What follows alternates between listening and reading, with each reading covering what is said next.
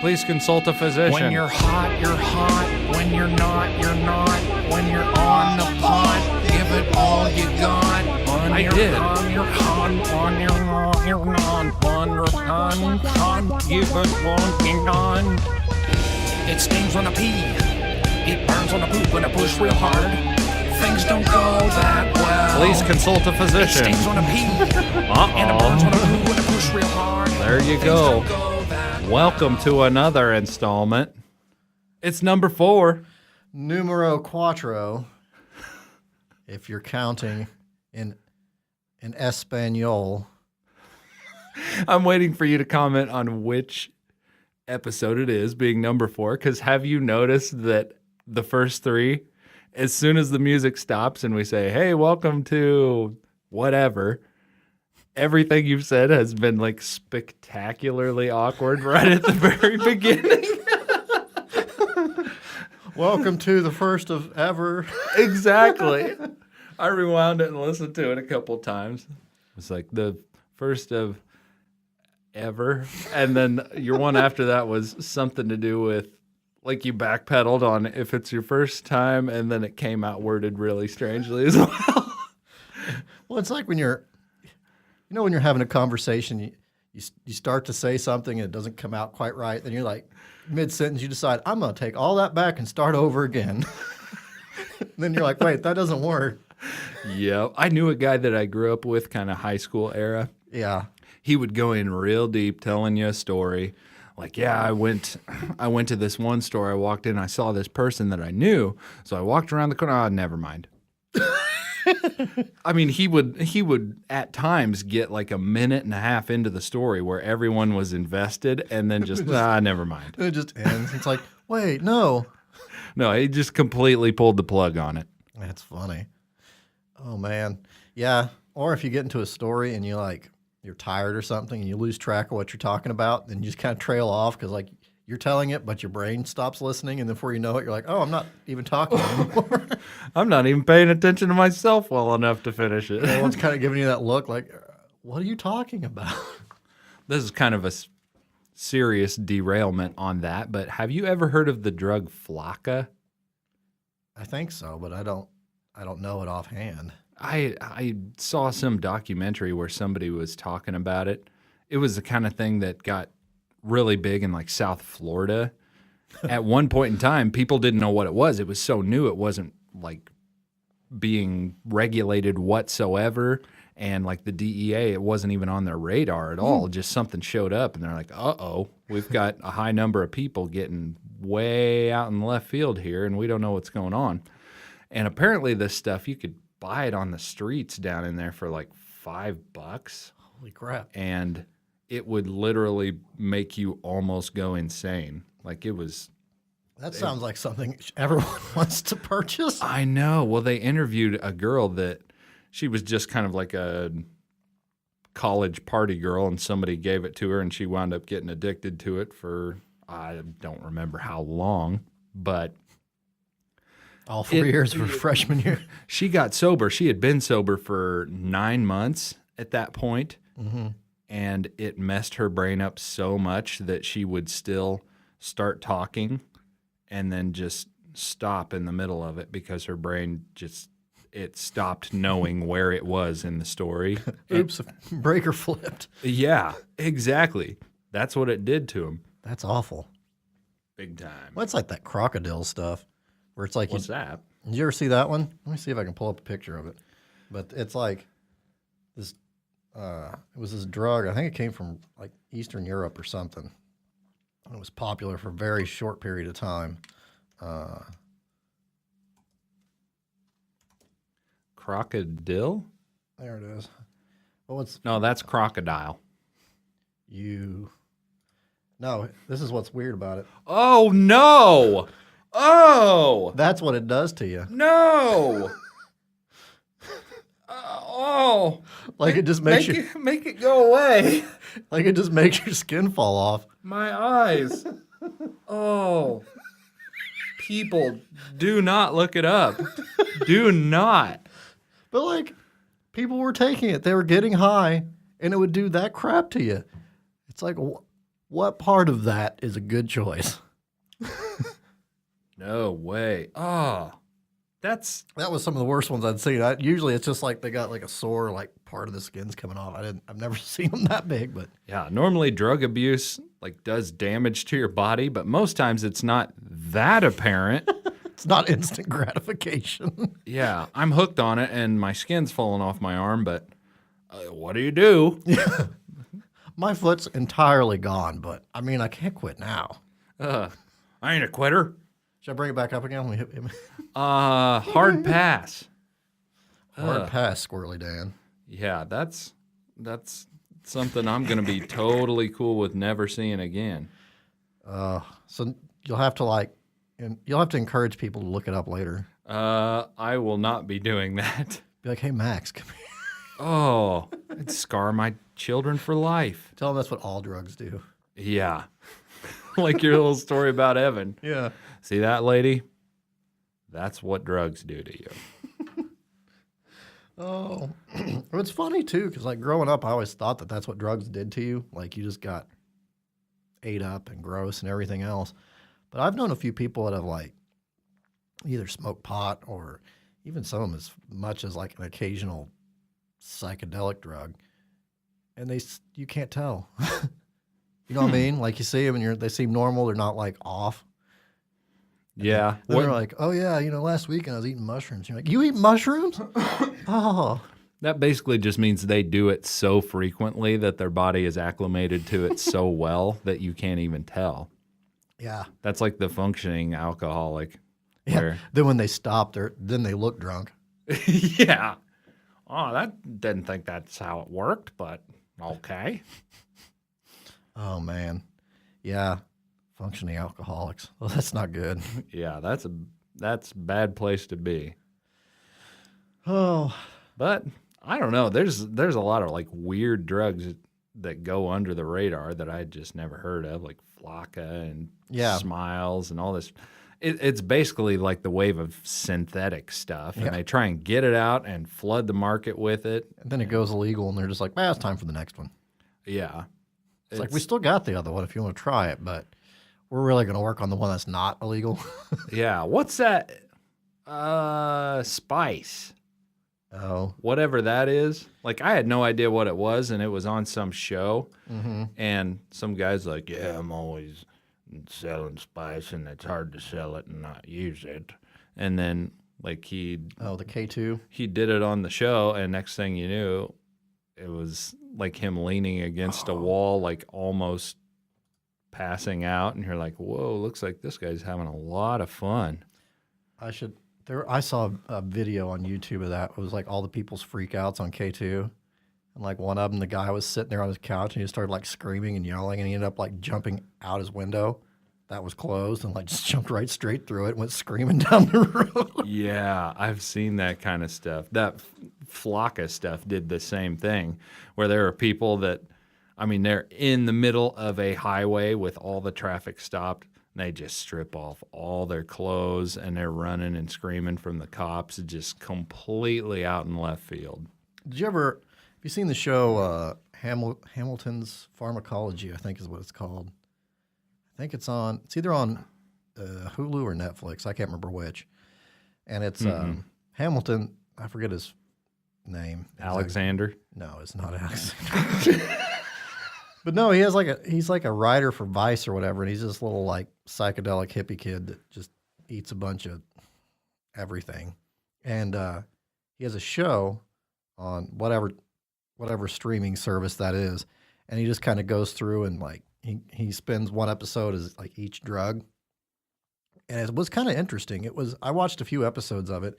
It went from being kind of like informative to being more like him promoting like almost an advertisement for the drugs. But that's a little sketchier. But like the first one he did, Quaaludes. Like the only place that you can still get them now is like South Africa. And he was like showing what it did to you, and just like he's like a chemist. Like he's a legit PhD chemist. And like he would show you what happens. He would talk to some of these people. He went to places where they're buying it.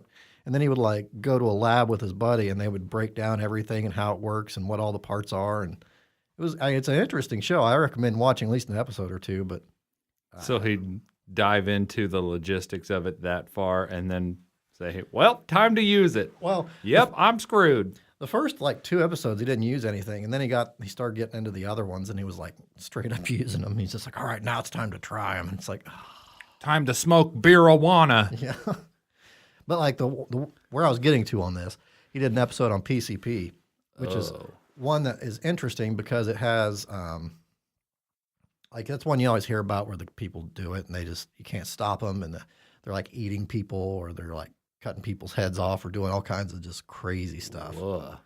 But it turns out what it does is you don't do that stuff unless you're messed up to begin with, because what it does is, you know, that little voice in your head that like you're at a party or something and you drink too much or whatever, and you decide, oh, I'm going to get naked and run around the room. And there's a little voice in your head that says, no, don't do that.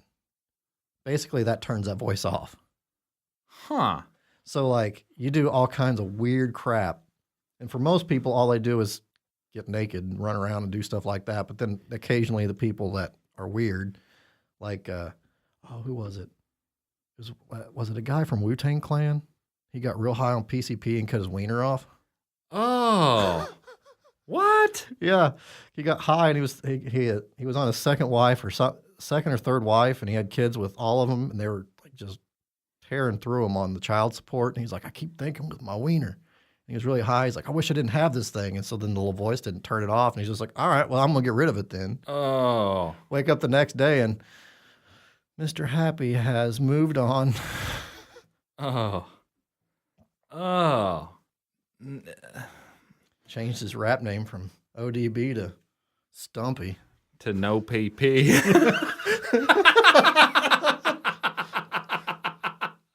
That's not funny. No PP in the house, y'all.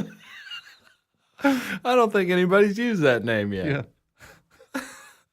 Yeah. Oh my gosh. Yeah, I saw an episode of some show where a guy was using PCP and stuff, and he was like a rapper. Mm-hmm.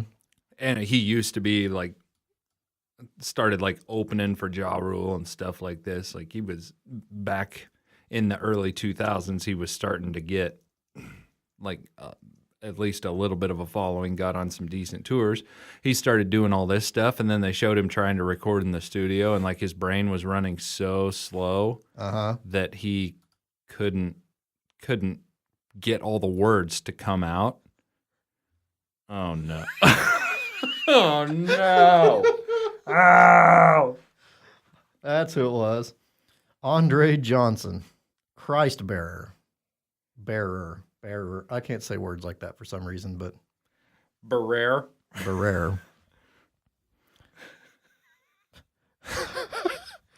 In April 2014, LA rapper Andre Johnson, aka Christ Bearer, rose to sudden notoriety after a bizarre incident in which he tried to cut his own penis before jumping off a second-story balcony at a party. What? Don't do drugs. Everybody, anybody listening, don't do it. Except for caffeine. Well, yeah, I guess that is a drug. In moderation, only the legal ones. Oh, drugs in moderation only, even PCP. Not really. Yeah, man, that's a sketchy area. I mean, there's a lot of places where pot is still illegal, and then there's a lot of places that it is, and there's a stigma that people grew up with, just saying that stuff is what the burnouts do and all this stuff because there was such a culture of abusing it, but now they realize there's an actual medical purpose for it. And where do you stand on that? Well, and the other thing, too, is they're starting to realize that some of the issues with the people becoming burnouts from doing lots and lots of marijuana is because they started doing marijuana when they're like 13. And like the male brain, was it 28 or something? It's still developing until like 28 or 30 or something like that. Yeah, I was thinking it was mid to late 20s. It's still growing and developing. So you start altering it in that age, and you're going to do some permanent changes in your brain. That's one thing it does do. It does permanent changes to it. But if you supposedly if you do it after that, it's not nearly as big a deal to like permanent stuff. Now, see, that's the thing that always bugs me because you have the really, really uptight folks, the really FBCA folks, so to speak. And it's like if you even were in the same room as that, you are a sinner. You know what I mean? Yeah. And it's like this stuff is awful. It's going to ruin your life. And yeah. But then you have like the old stoners where they'll be talking about pot and they'll be like, oh no, it doesn't have anything bad for you. In fact, it's good for you. It does all this good stuff. It's like, first off, you're both wrong. You're not going to be totally burned out from doing it. But at the same time, you're also burning a plant and inhaling the smoke. Even oak leaves are not good to do that with when you're burning leaves out in your yard. So that ain't good for you. Yeah, that's true. It's funny. I think I saw a study at one point where they were talking about the differences between pot and tobacco. And like pot and tobacco have really similar chemicals in them, other than like the THC and the, all those derivatives, but that and the nicotine. So like a lot of that tar junk that's in there, pot has it too. Uh-oh. So- All you people think you're taking a medical treatment by smoking the wacky weed. But man, if I had like cancer or going through chemo or something, heck yes, give me that stuff. I could eat and I'll be less pain. Yeah, you know what? If you have a serious reason to use it medically and that is an option instead of just becoming a straight up pillhead, like I'll be honest, after seeing more stories and documentaries and stuff about like the opioid crisis and stuff, like that stuff scares the crap out of me. Like I'm borderline terrified to take any prescription painkiller if I ever had any kind of surgery going on. Well, that's the thing too, is you'll have these people that, I'm totally against the medicinal marijuana. That's just a bunch of bunk. As they pop a pill that is probably stronger than freaking heroin. Yeah. It's like, I'm eating heroin pills, but I don't want you touching that wacky tobacco. Yeah, it doesn't really make a lot of sense. And from listening to like Rogan and stuff, he said like the neighborhood that he's lived in, like he said absolutely everyone out there is on Adderall. Oh yeah, and that stuff's like a mix between like cocaine and methamphetamine. Yeah. It's an amphetamine straight up, but yeah. I had talked to a friend that had used it once. It was prescribed by a doctor. He used it, and he said he sat down to start doing like a project or something out in his garage. Next thing he knew, it was like 4 hours later, and he had just accomplished a ton of stuff. And he's like, it was that feeling of, holy crap, it's 5:30 already? Mm-hmm. One of those kind of deals where he just got so focused, and he said like he could see the good side of it like that, but just was not comfortable with something altering the way he felt that much. Well, on top of that, there's side effects to that stuff. I mean, you're taking an amphetamine, you're going to have like chest pains and like circulatory issues and all kinds of other stuff because it's basically speeding up your heart, speeding up your metabolism, speeding up everything inside your body. Probably make you lose weight. I don't know.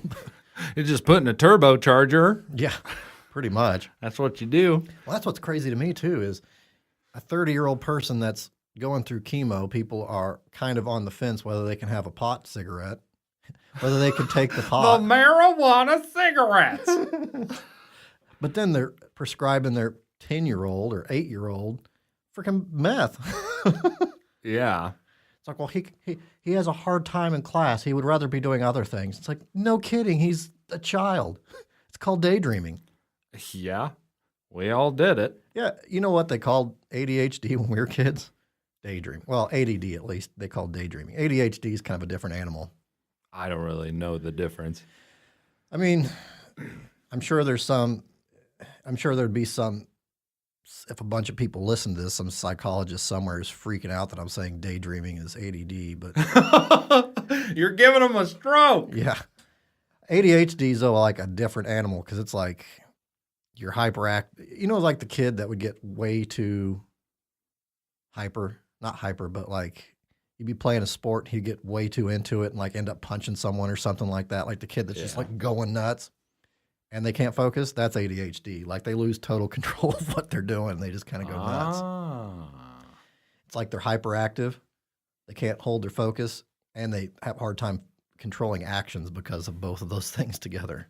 Got you. Where ADD, Yeah, you're just daydreaming all the time, basically. you're in control. You just can't maintain focus. Right. Like I 100% have ADD. I mean, you're sitting there doing work, and before too long, you're sitting there just staring off. And you're like, gosh dang it. Yeah. I've been looking at this one ceiling tile for like 6 minutes now. I would.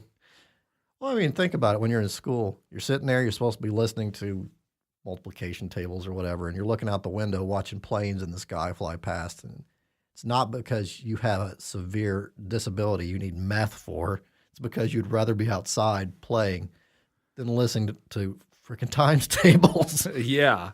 It's because my teacher is boring. Yeah. That's something too. There's been, I don't know, the education stuff. There's been a lot of interesting studies on that, like how to teach children at younger ages. Like we've not really taught them well because the way we do it is like how you would teach an adult, basically. And that doesn't, think about with your kids. Are you going to talk to them and have them do things the same way you would have like Isaac or me or someone like that do stuff? I mean, no, you're not going to be like, okay, now I need you to get all this stuff done. Now you're good to go. And then walk out of the room.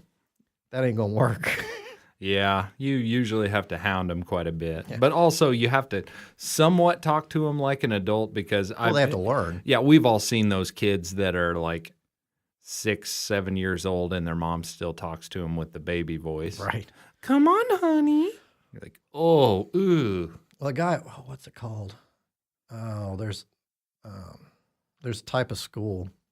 They have a couple in Decatur, and got Isaac at work. He's very, he loves them.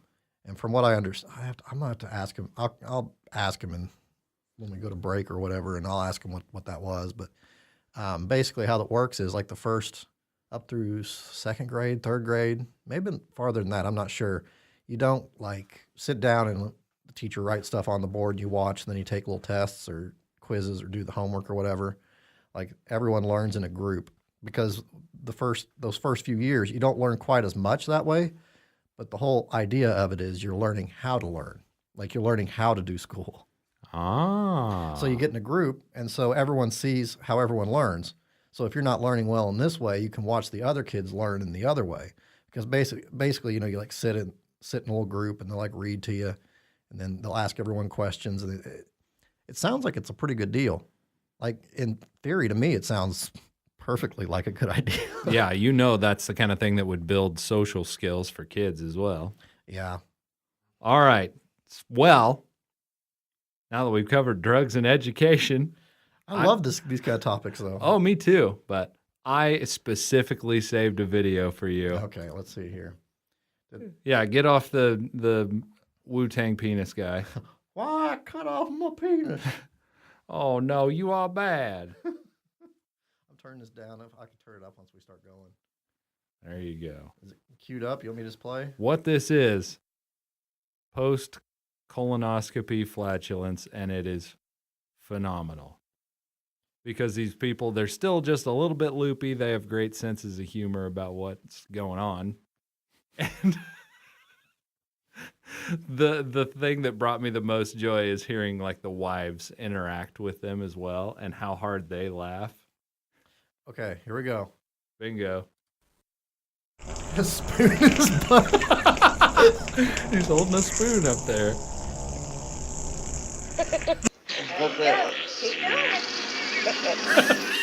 Oh, shoot. The one after this lady is my favorite. I gotta poop again.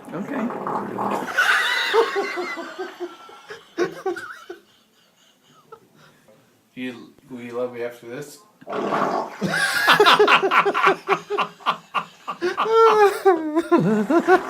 Hold on.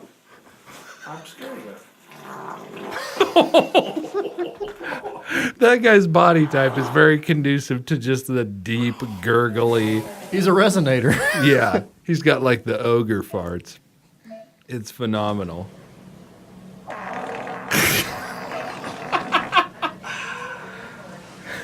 And the obligatory afterwards. Listen. Go ahead. Don't be shy. Push. Little church house creeper.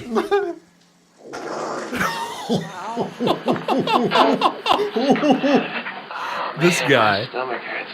Wow. That's better.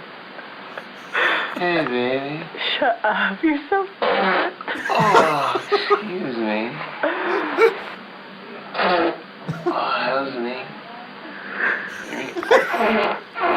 His last one, the sound of it. Oh, excuse me.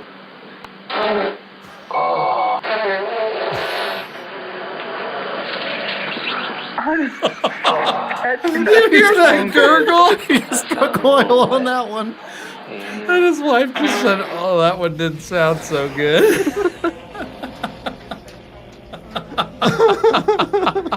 You should be And he's proud just of that sitting one. there being a was a good one. complete goof the whole time. That's what I would do. They found one fault. Pardon? Can't stop laughing.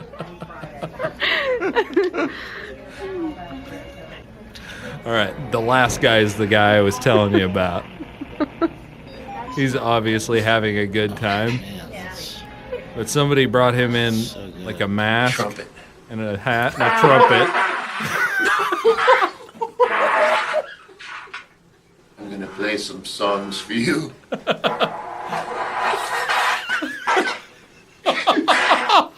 Sorry, that was stuck up on me.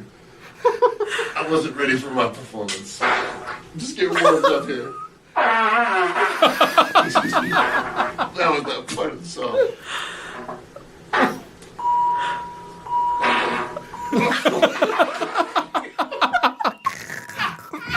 I gotta get my thing on before the nurse. Okay. Yeah, I'm gonna play a song for you.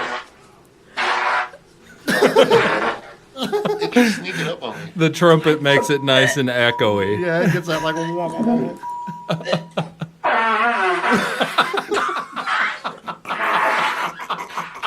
I'm gonna play another song for you right now.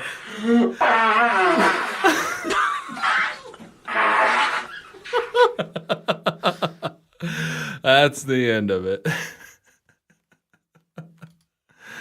Oh man, the one guy. Well, I gotta poop again. Super low rumbly.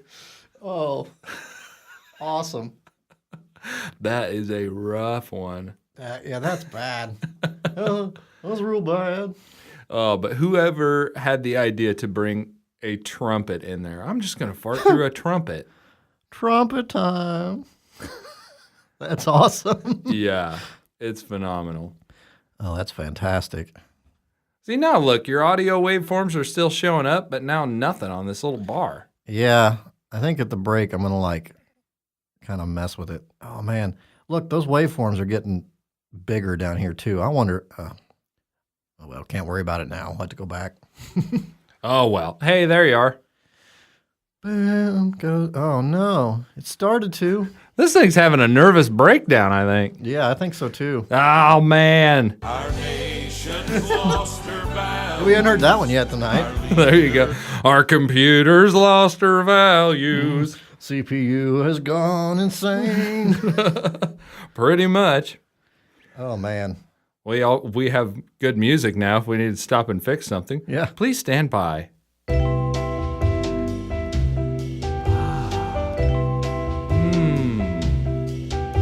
The sunshine outside, not a cloud in the sky. It's lovely. Yeah, but Yeah, you need the background ahs. That's good stuff. I figure if you ever saw music like that being played live, everybody would be wearing full-blown wispy hippie apparel. oh, that makes me want to look it up. Either that or it'd just be like a nerdy dude in a suit. It's like, I've been making this kind of music for 2 decades. Oh man. It's called bossa nova for anybody that doesn't know. Yeah.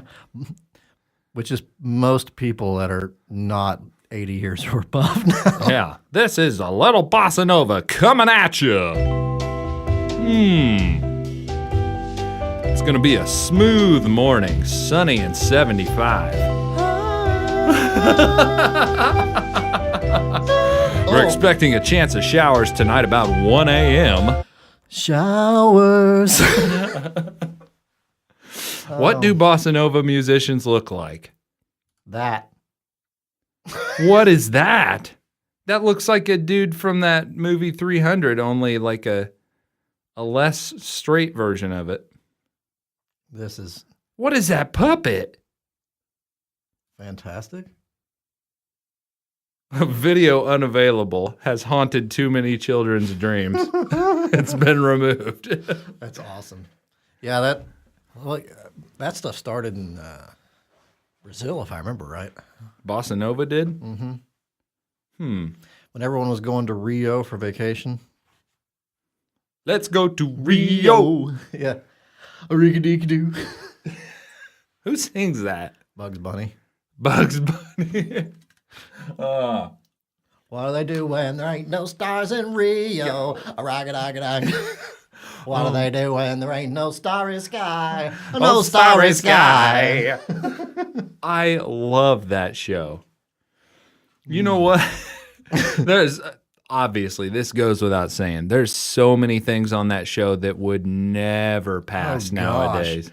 Like I remember I had one of the tapes, and it's one of the ones that got banned. Like it's not on TV anymore. Like totally disavowed by Warner Brothers. I still have, probably at Mom's house, I still have it on VHS.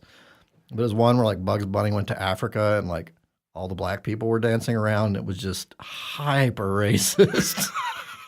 Like not just like kind of, like just over the top. Like someone had an axe to grind there. Oh my gosh. I can imagine. Oh yeah, they didn't know what they were doing back then. Yeah, they didn't understand what direction the culture was going to go in the future. I always wanted to ask you about this. Have you ever seen these?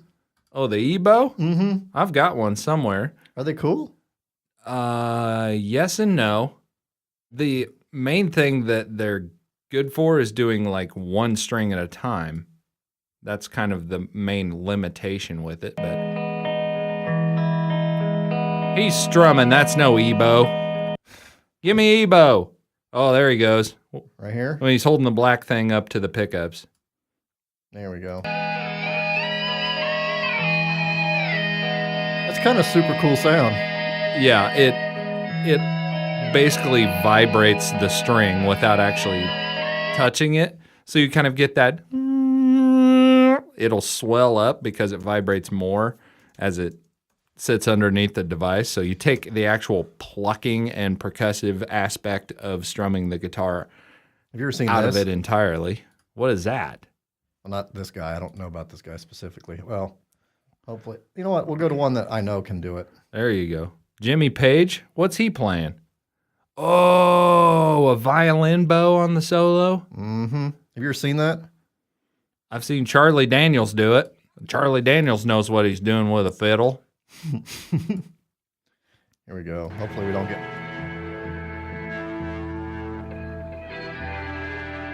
Huh.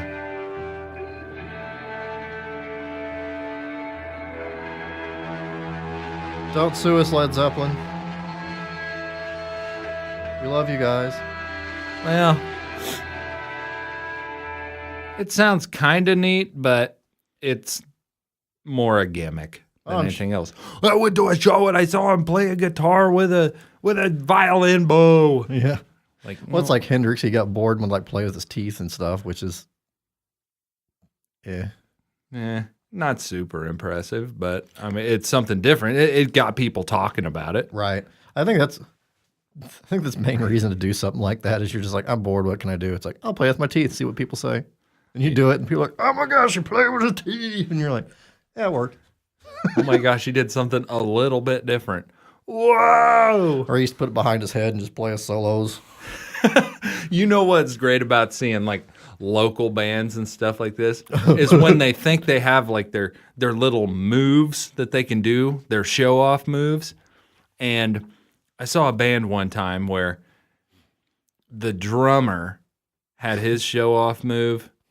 The lead singer had like his Avenged Sevenfold jean jacket type thing. It was really something. But I don't remember if it was the guitar or the bass player. They were super proud of the fact that they got a wireless pack. And this was in like a small little venue, no stage. The bands were playing on the floor. Mm-hmm. They're in the middle of the song, and the guitar player, he just like walks through the crowd. And it's not like, oh my gosh, he's in the crowd. Like literally as he walked out there while he was still playing, every person that like parted to the side so he could get through just turned and looked at him like, what's he doing? Yeah.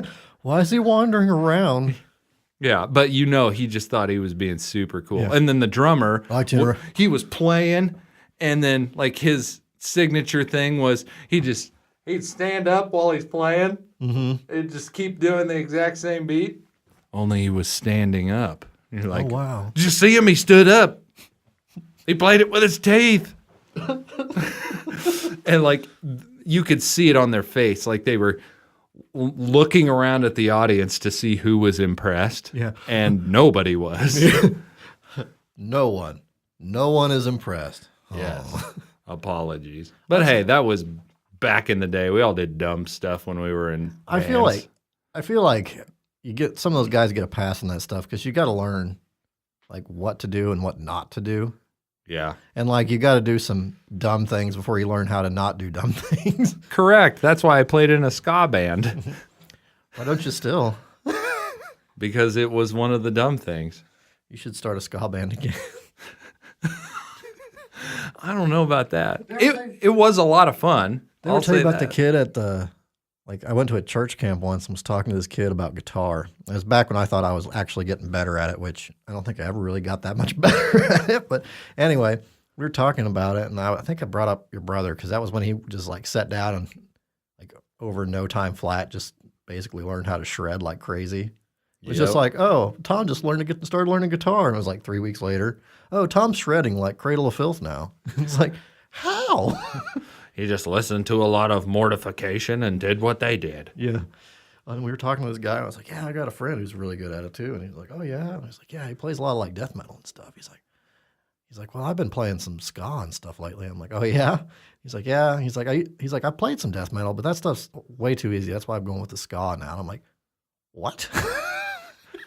If you think that's way too easy, you're not playing it correctly. And then you picked up ska for a little more challenge.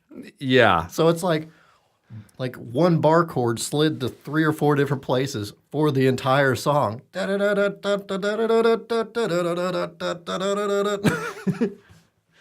There's your challenge. Can you hold that same position and just move it around? I'll tell you what'd be hard to play ska-wise. Saxophone. Just ask Kylie Daniel. Because that's a really hard instrument to play. So just playing anything on it's hard. That's why all his saxophone solos are like 2 notes going back and forth. And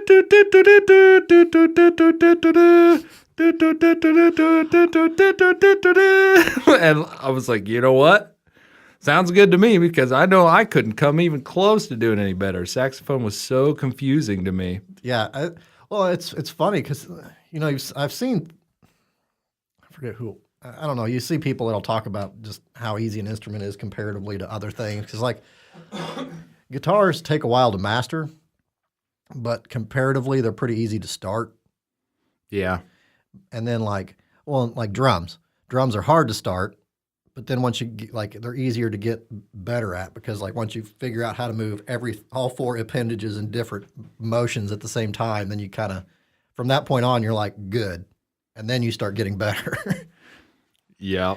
It's definitely something that, well, the very first time I ever played drums, it was like a church function. They needed a drummer. Like, we've got an entire band here, but no drummer. Hey, can you play? There's a kid up there already.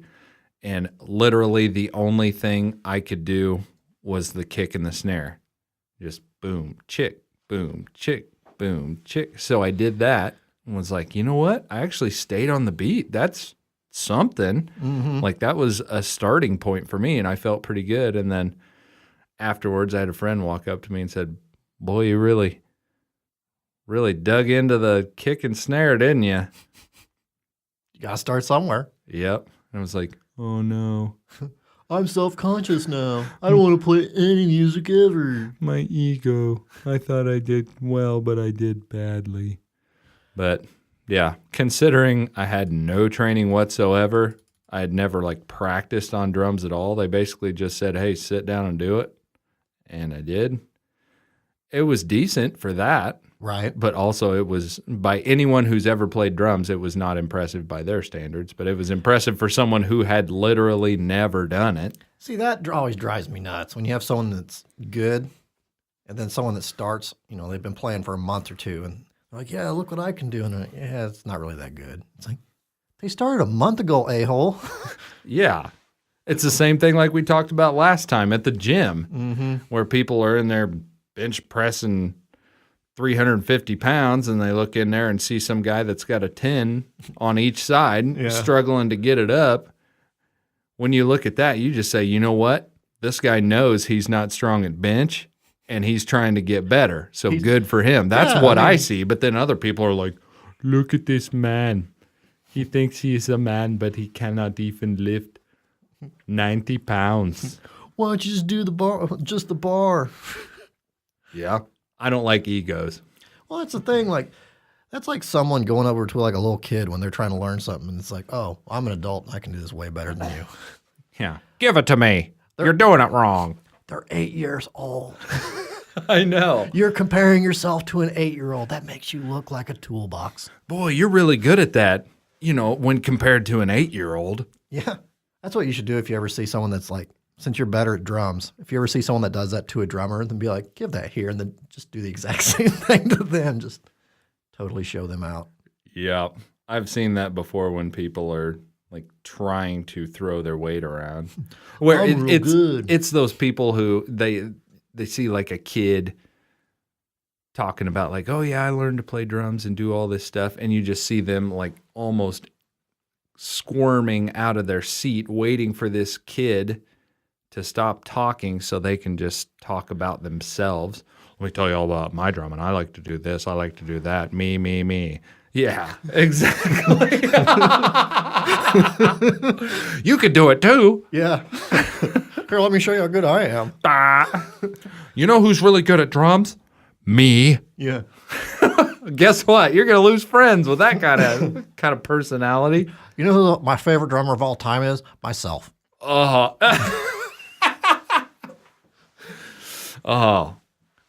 Is there anybody on this planet that has ever been asked in an interview, who's your favorite musician? Probably me, actually. Yeah.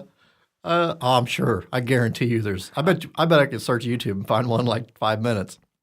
I bet you're right. I still like the Beatles. When someone interviewing was like, oh, is Ringo the best drummer in the world? And they're like, no, he's not even the best drummer in the Beatles.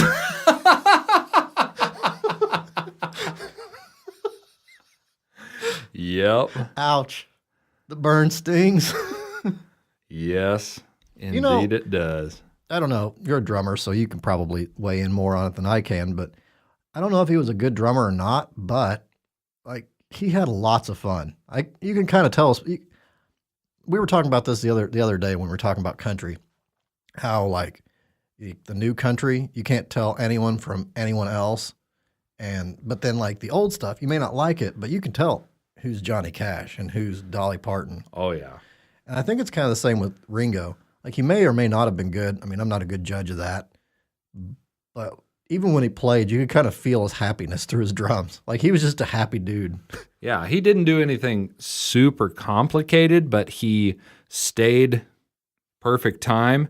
That's an accomplishment there. What he did was a simplistic way to provide a foundation for exactly what the song needed. So the guy was tasteful. And honestly, I've seen some very good drummers that are technically skilled, but do not have that feel for what is tasteful. Yeah, what is actually good for the song, not what's good for the drummer. Yeah, well, that goes for guitar too, because Oh, yeah. I played with a guy who's just a phenomenal guitar player. Literally, like I jammed with him one time and soloed through every second of everything, and it drove me insane.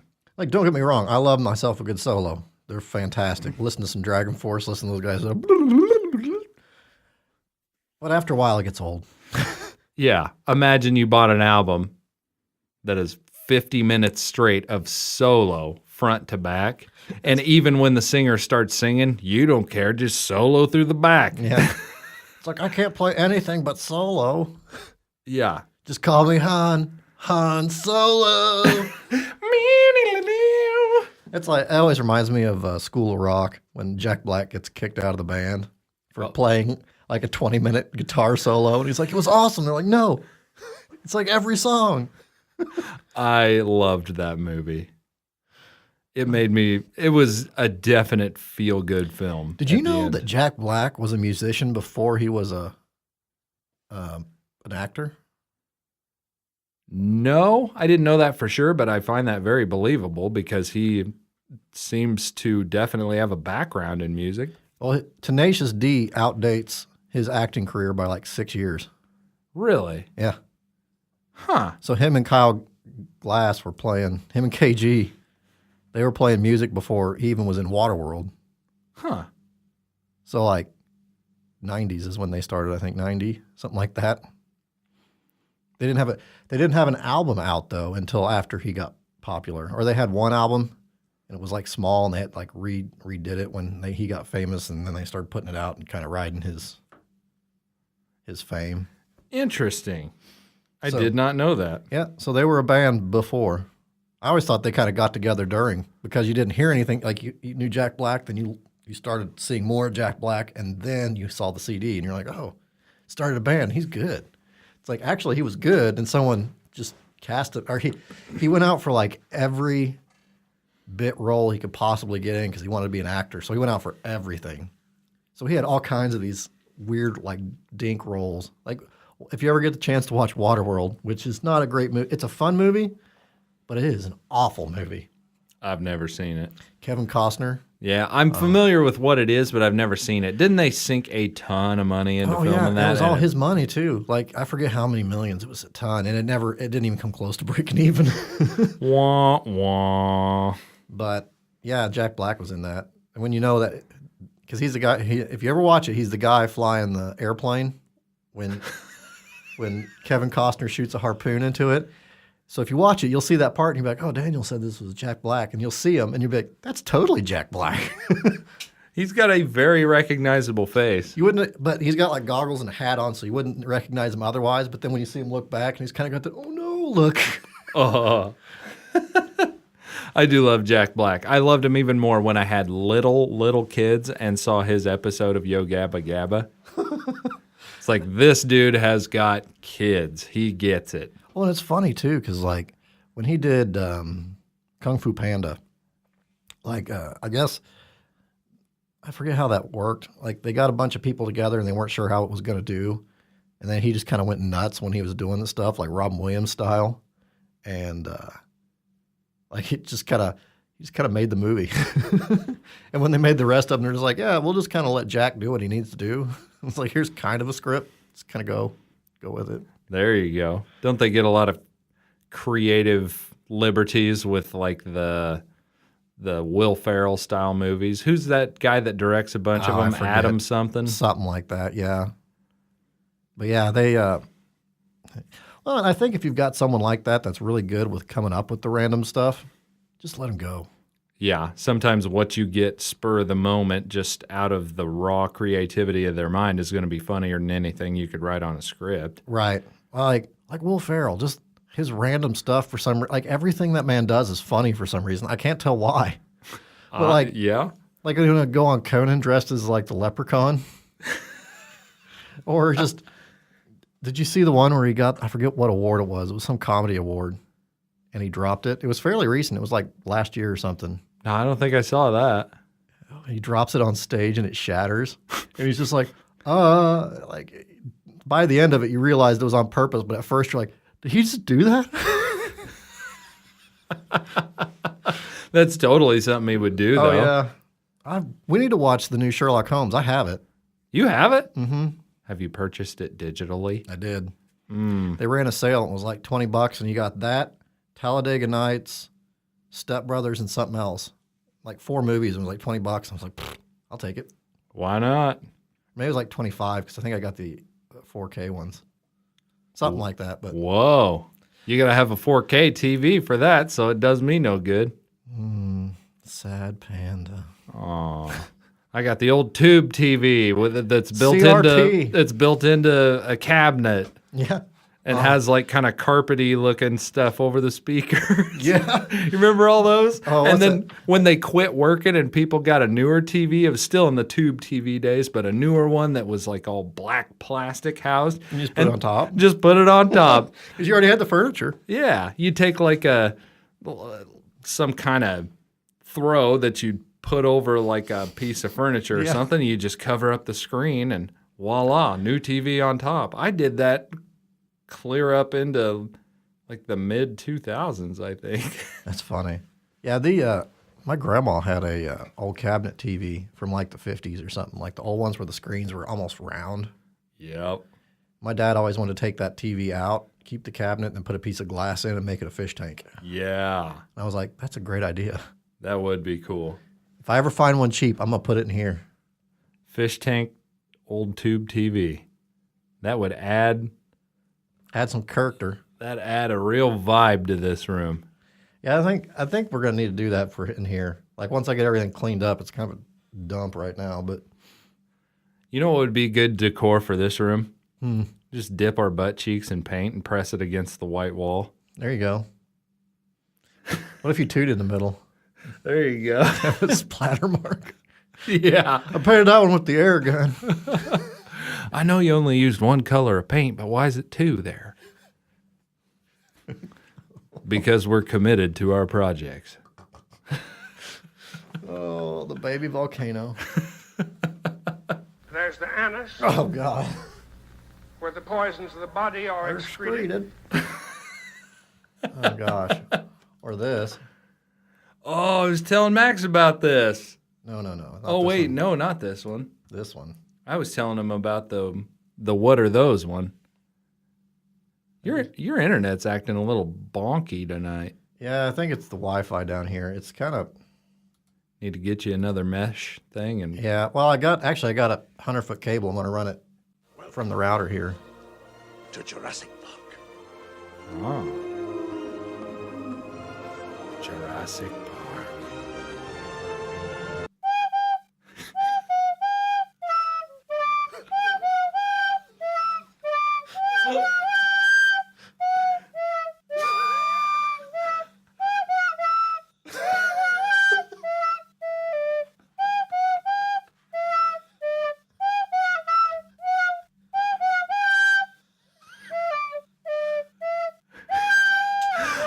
I'll give it to him. You could at least tell what song it was, and that's hard to do on a recorder. I love it. That is rough stuff. Oh, gosh. I bet that guy took it away from an 8-year-old and like, I'll show you how it's done. Yeah. Check out this tasty lick. Wee, wee, wee, wee, wee. That's kind of like violins. Have you ever noticed that sometimes someone that plays a violin, it's just the most soothing, beautiful thing ever? It's either that or like Choking a cat. an 8-year-old kid going,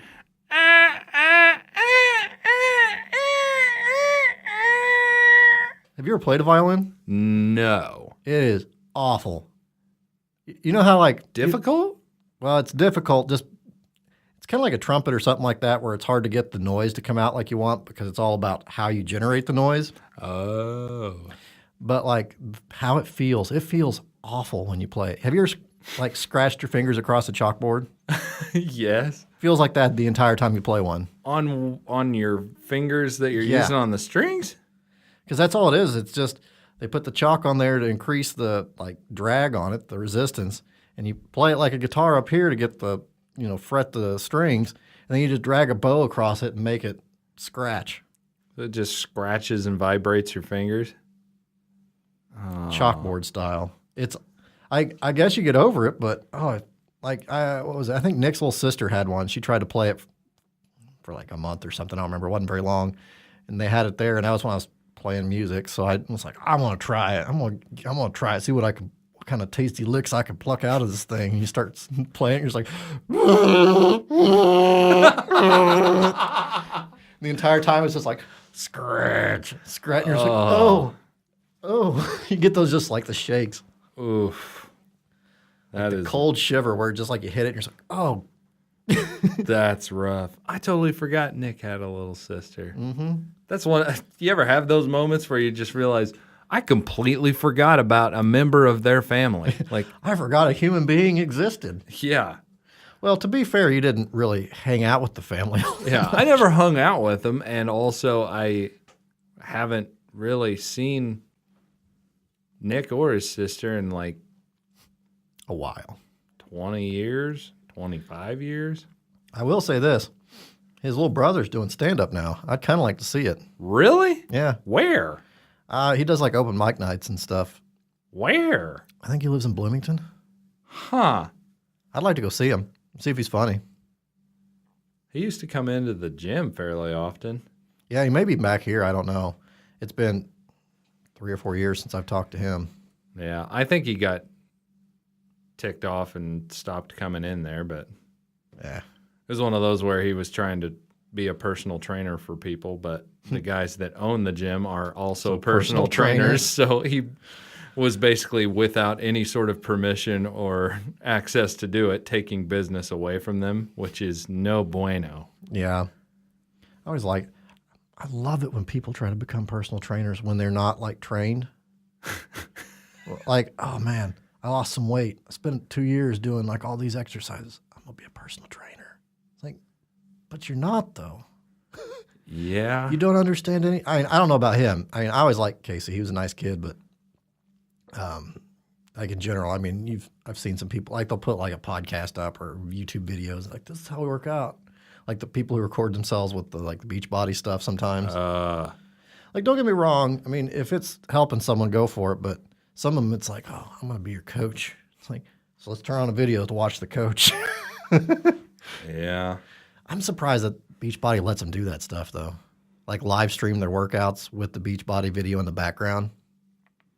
I don't know that anybody is going to try and steal the workout by watching it in the background of somebody.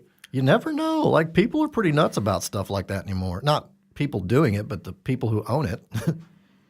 Yeah, I guess Well, that it's like makes sense. YouTube. If we had the video camera going and any of these videos were on, when we put our video up for review to be posted, it would instantly get kicked off because it saw I think you get maybe 5 seconds of video from YouTube that you get to have on there before they'll kick you off. Huh. I figured it was pretty strict rules, but yeah. I didn't know about it.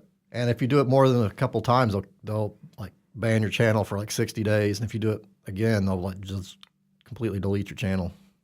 Jeez. That's why you look for royalty-free music. That'll do it. Ah. 1017. Easy listening bossa nova. Perfect. My night has been made. Trash. What's in there? Trash. You know what else I haven't played yet tonight? I know which one it is. Classic. Oh. If we ever make money, those guys are going to sue us and take all our money away. Oh, yeah. Well, And I'll feel happy about it. I'll be like, you guys deserve it. be like, while you're suing us, will you come do a concert at my house? Please? Just like keep that with you in the whole court proceeding as soon as we're like, we find that the plaintiff will have to settle in the amount of this much money, and you just hit the button, just like, gee. Settle over this, Your Honor? And I would like to add that this is just noise. Anyone could have made it. yeah, the judge will say, I thought we were suing over copyright for music, but that is clearly not music. It's like Ford suing us over a car horn. Yeah. You beeped, I beep. That's my thing. You recorded a horn? Beep, beep. Patent pending. Yeah. We got a copyright on that tune. It's one note. Beep. I wish they'd bring the old European style horns over Yeah. here to the States. Ba, ba, ba, ba, ba, ba, ba, ba. Why do horns sound different over there and like police sirens sound different over there? No idea. Because they want to. Because they wish to. Wouldn't it be a trip if all of a sudden just all horns and sirens and anything like that just completely switched? All of the European countries all of a sudden just had that weird police siren that cop cars have now that has kind of that low-pitched Have you heard that? Shelbyville cops are like that, and they put it on. It's a weird lower frequency that kind of resonates through vehicles. If you have like noise in your car, somehow the vibrations like penetrate a little bit better to where you can hear it a little bit better. It's probably something that's not where the noise dampening of the car is not protecting against that level of frequency or something. Yeah, it's really odd sounding. The first time I ever heard it, You're like, what was that? yeah. I don't know if they changed the noon siren or if someone's launching a Photon 5000. Did you know that noon siren thing is pretty much an around here thing? Not every town does that. And so, like, when people will come here and they'll hear it, I've been around a few people when that's happened. They're like, is that a tornado or something? You're That's a tornado. I ripped my pants. like, rip my pants. I got some really good footage. I ripped my pants. I did not realize that was a regional thing. Yeah, it's not an everywhere thing. Chili soup and noon horn. Yeah, it's like, no, it's noon. It's like, they ring that thing when it's noon? It's like, yep. It's lunchtime, everybody. Time to go to lunch. Get in your car. Go get you a sandwich. Like everyone is mid-sentence typing on their computers and they Oh, hear it there's- and just stop and go, uh-oh, time for lunch. It's like tea time over in the tea time places. Yeah. You know why England drinks tea and we don't? And we drink coffee and they don't? Uh-uh. Because they owned India. India was all about the tea. Huh. So it was super duper cheap for them. Whereas we owned, we had real close down to the Caribbean. They had a lot of good coffee down there. So coffee was cheap for us and tea was expensive. And for England, tea was cheap and coffee was expensive. So I've learned something today. look it up, everyone. Uh-oh. Coffee's so expensive. Coffee's getting- $25 a glass over in in England. That's funny. Man, coffee is getting expensive, though. Well, it's because they dump so much crap in it, and it's all about specialized barista drinks. And I mean, just like going to Walmart and grabbing a can of coffee, unless you get Folgers, which, there's always less expensive options. yeah, I like Great Value.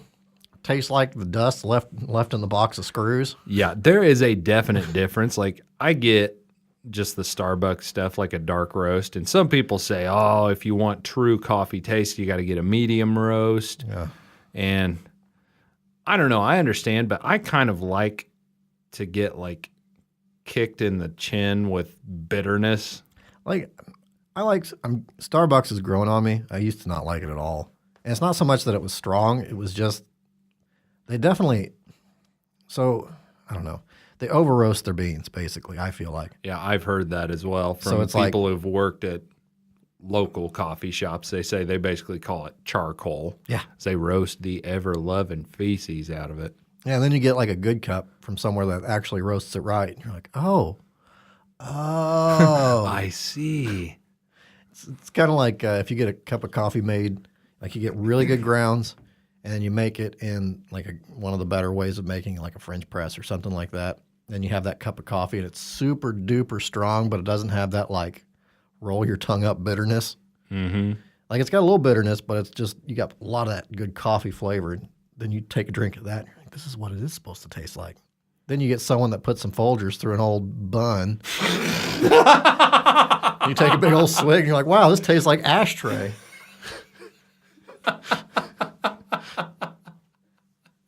No hate for a bun, though. Those things are rocking. There you go. When I drink a gallon of milk, I put some Folgers through my bun.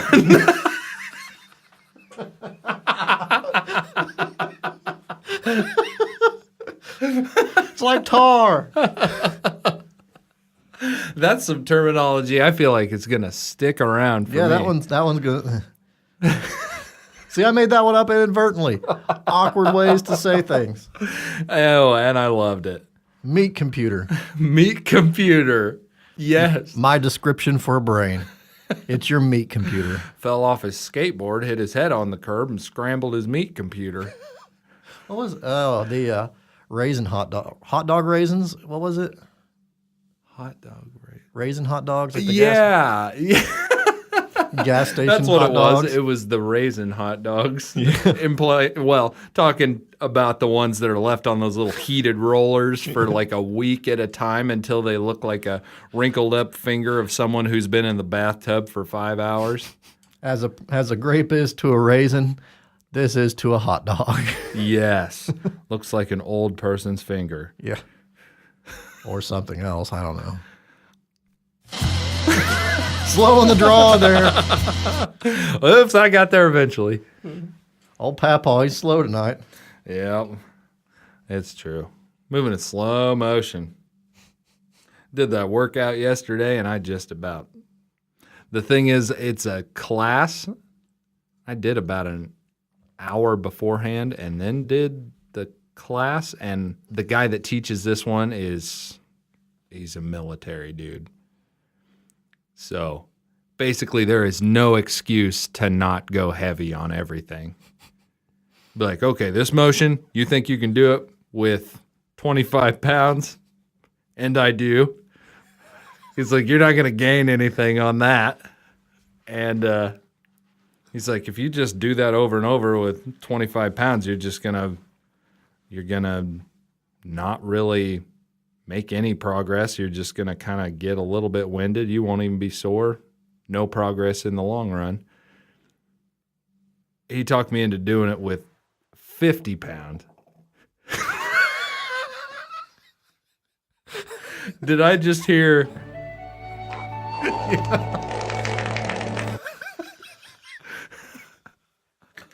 You just played a part of that clip. Yes, I hope. Anyway, this guy talked us into going heavy, and it was a total love-hate thing. Mm-hmm. It was miserable getting through it, but I felt like $1,000,000 and was proud of myself when I hit the end of it. Have you heard about, I've been listening to a bunch of Rogan at work now, and they were talking about working total body versus splits. Strengthening your core. Well, no, not just that, but like instead of going and doing arm day and then doing leg day and shoulders and back day or however you want to split all that stuff up, they just go in and do everything. It's everything day. But they do it with like you figure out what your max is and you do like 70% of that. And then you just do it until you're kind of tired. And then you quit and you go back and you do it every single day like that. And you never get sore, but you'll make progress. What they called it was farmer strong. Yeah. So like instead of doing like one big giant lift or like 4 big giant lifts and then being sore for 3 days and then not doing anything else with that group, you're doing it until you've got a good burn, not a burn. Like you're not even, they said that you don't even get sore the next day necessarily, but you just do it every day and your muscles start figuring it out. Huh. Should look into it. After I heard that, I started kind of trying to research it because that seemed like because he was talking about that and doing a lot of like body weight exercises, like the push-ups and the pull-ups. And instead of doing, 4 deadlifts or whatever, you do like 50 body weight squats every day type of thing. He's like, you'll get a good workout. Yeah, that's true, but they are a lot more time consuming. I think both methods are effective. It's just, it kind of depends on what your goal is. If you want to build muscle, heavy weight, lower reps. Right. That's the way you do it. If you want to tone, higher reps, Weight. lower weight and or body weight. Well, it was funny what he was talking about. He was talking about how the strength trainers used, like strongmen used to get strong back in the day, like long time ago for steroids and everything. And that's pretty much what they did. They just did everything, and they just kind of kept going.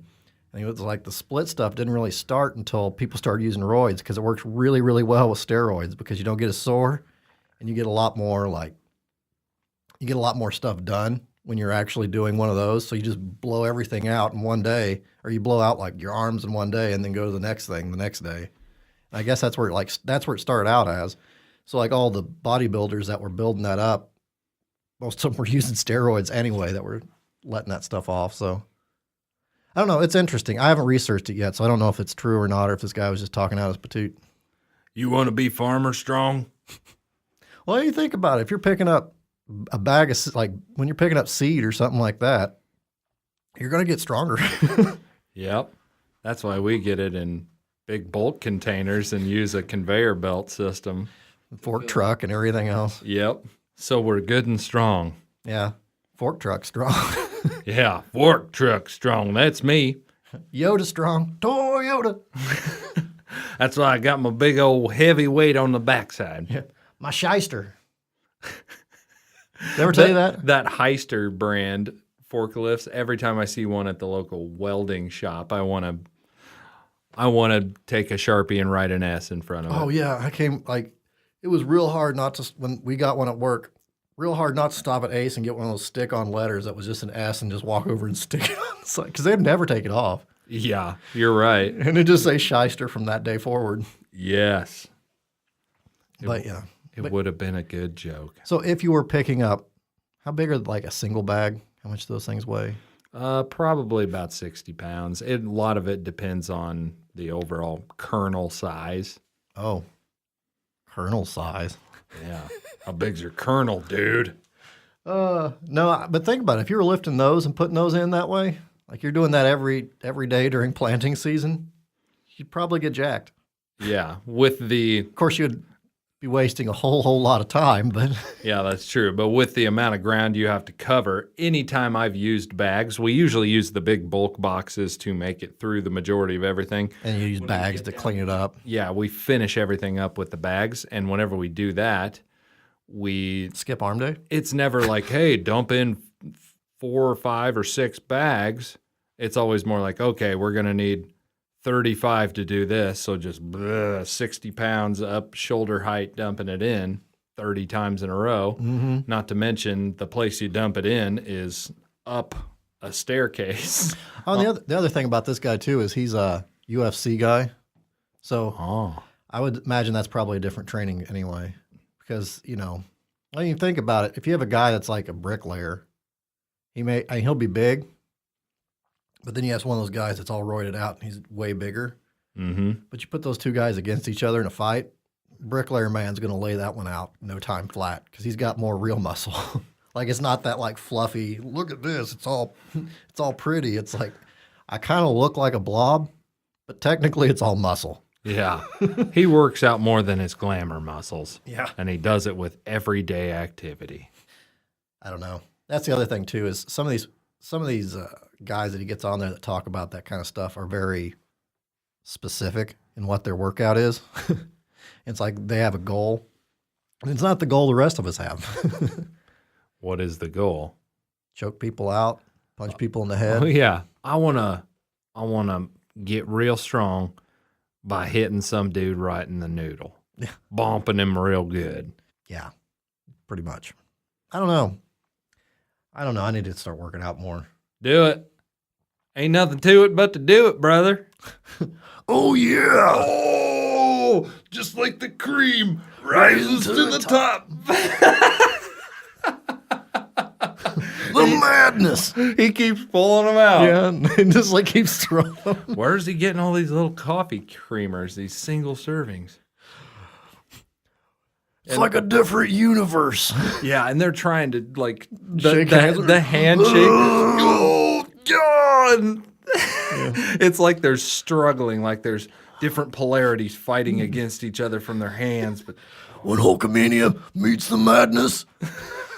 it was so ridiculous, dude. Oh my gosh! I really wish I could have seen a Macho Man fight. I mean, I'm not a big wrestling fan. It's fun. I'm not as into the stuff now. When we were that age or whatever. You know, It was different It when was. when it was the glory days back in the Hulkamania and the NWO and the Wolf Pack. I would say that's like for us, for most of it, that's probably more like the golden years than when like The Rock and all those guys came around. That's kind of like the silver years, and now it's just kind of, it's still there. But who wants to see John Cena get in a ring and like talk for 20 minutes and then have like a 5-minute fight? I'd rather see John Cena on a Nickelodeon game show. That's him. But was it gold or silver era that Stone Cold Steve Austin was in? I would say so. Oh, if we're going by that, my definition I just made up, Yeah. it would be silver because he'd be a Rock, Mankind, Stone Cold. I met Mankind. You met him? Yeah. McFoley? Yep. He He was on Wife Swap. was he? Yeah. I watched it. I liked him. He's a nice guy, but he's like one of those guys that makes really bad decisions. But like you talking to him and he's nice, and he'll tell you like all these just weird things he's done. You're like, why would you do that? Such as? Well, like when he took his kid to the match where the Undertaker knocked him through the cage, and like scarred his kid for life because like they they cut themselves, get the blood and everything going. He did that. And he almost broke his back or something on that. So he got really hurt. Just terrified his poor kid because they saw his dad getting just beat to pieces. It's like that was a real poor choice. Yeah. I'd say so. But he was writing a book. He wrote a book or something, and he was doing a tour. So he's at Eastern. And Nick was real into wrestling. So I went with him and his dad. And there was like 20, 30 people showed up. So he ended up like talking about the book for about 5-10 minutes. And he just started talking about wrestling, just kind of hanging out with everyone. It was kind of cool. Nice. Hey, I wouldn't have turned down an opportunity to meet him. Yeah. I was going to say, I haven't met many famous people. It's funny. There's certain people I know that have like met a ton of famous people. Like they just kind of bump into them at different places. Well, some people really seek that out too. So-and-so's doing a book signing and I want to get a picture with them so I can Right. put it online and impress everybody. Well, it's like, actually, I was talking to a buddy last night. He's a big anime guy. He goes to all the conventions and stuff.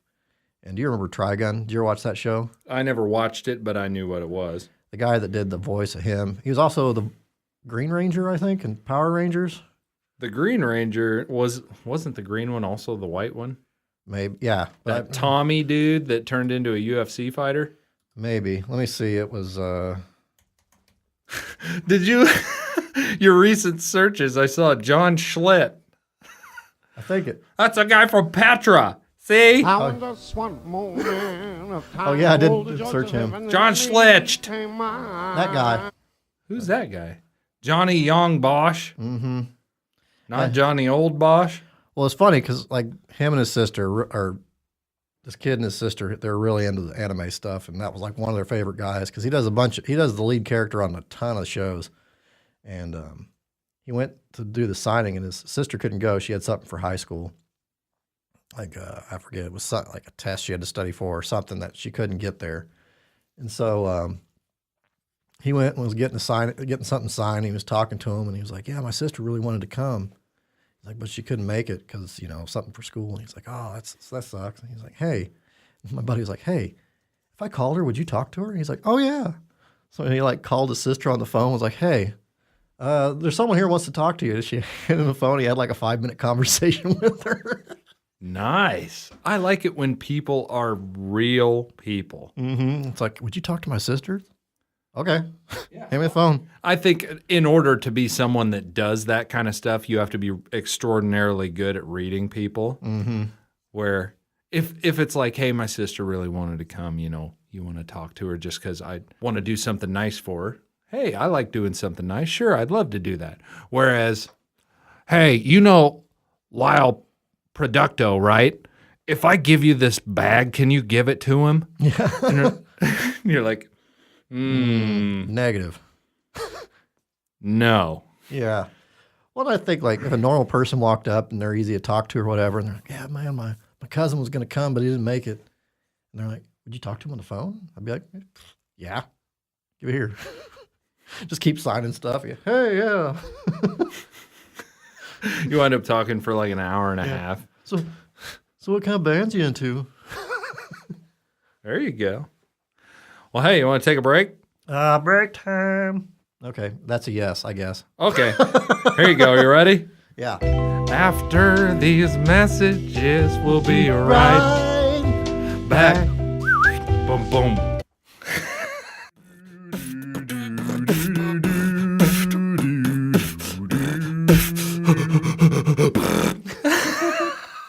Hey, we're back. Everybody, we're back. I gotta poop again.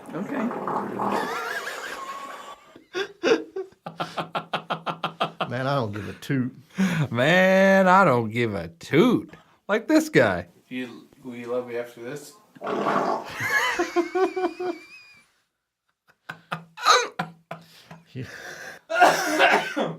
Oh, gosh. I made myself choke with my own laughter. You can laugh and you can choke on it. Yeah, that's pretty much what I did. Man, I don't give a toot. I don't know why, but that makes me laugh every time I hear it. What's that from? Adventure time. Come on, grab your friends. Oh, that makes sense. Man, I don't give a toot. I don't even give a toot. Now, Oh, gosh. what about this one? Oh my god, I love Chipotle. Chipotle is my life. Some little kid imitating like a millennial girl that loves Chipotle. Chipotle is my life. I want to meet this child. Yeah, the face he was making when he was doing it, top notch. You got to love kids that are like that, though. That kid's got a sense of humor. Absolutely. Kids that have good comedic timing, that's one of my Fantastic. favorite things. Absolutely fantastic. You know what? Hmm. We just got to blabbing. I haven't even looked in any of my notes for anything that I would. I didn't even take a note this time. It's been kind of a crazy week. It has been a crazy week. I was gonna say I was a little concerned with doing it tonight because I was like, man, I haven't thought of anything.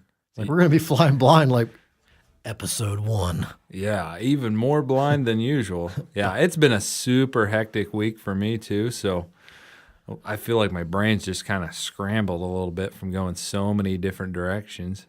I've had like no downtime. I didn't even get a lunch break or anything today. I just kept going. Yeah, I didn't get to leave work yesterday till like 8 at night.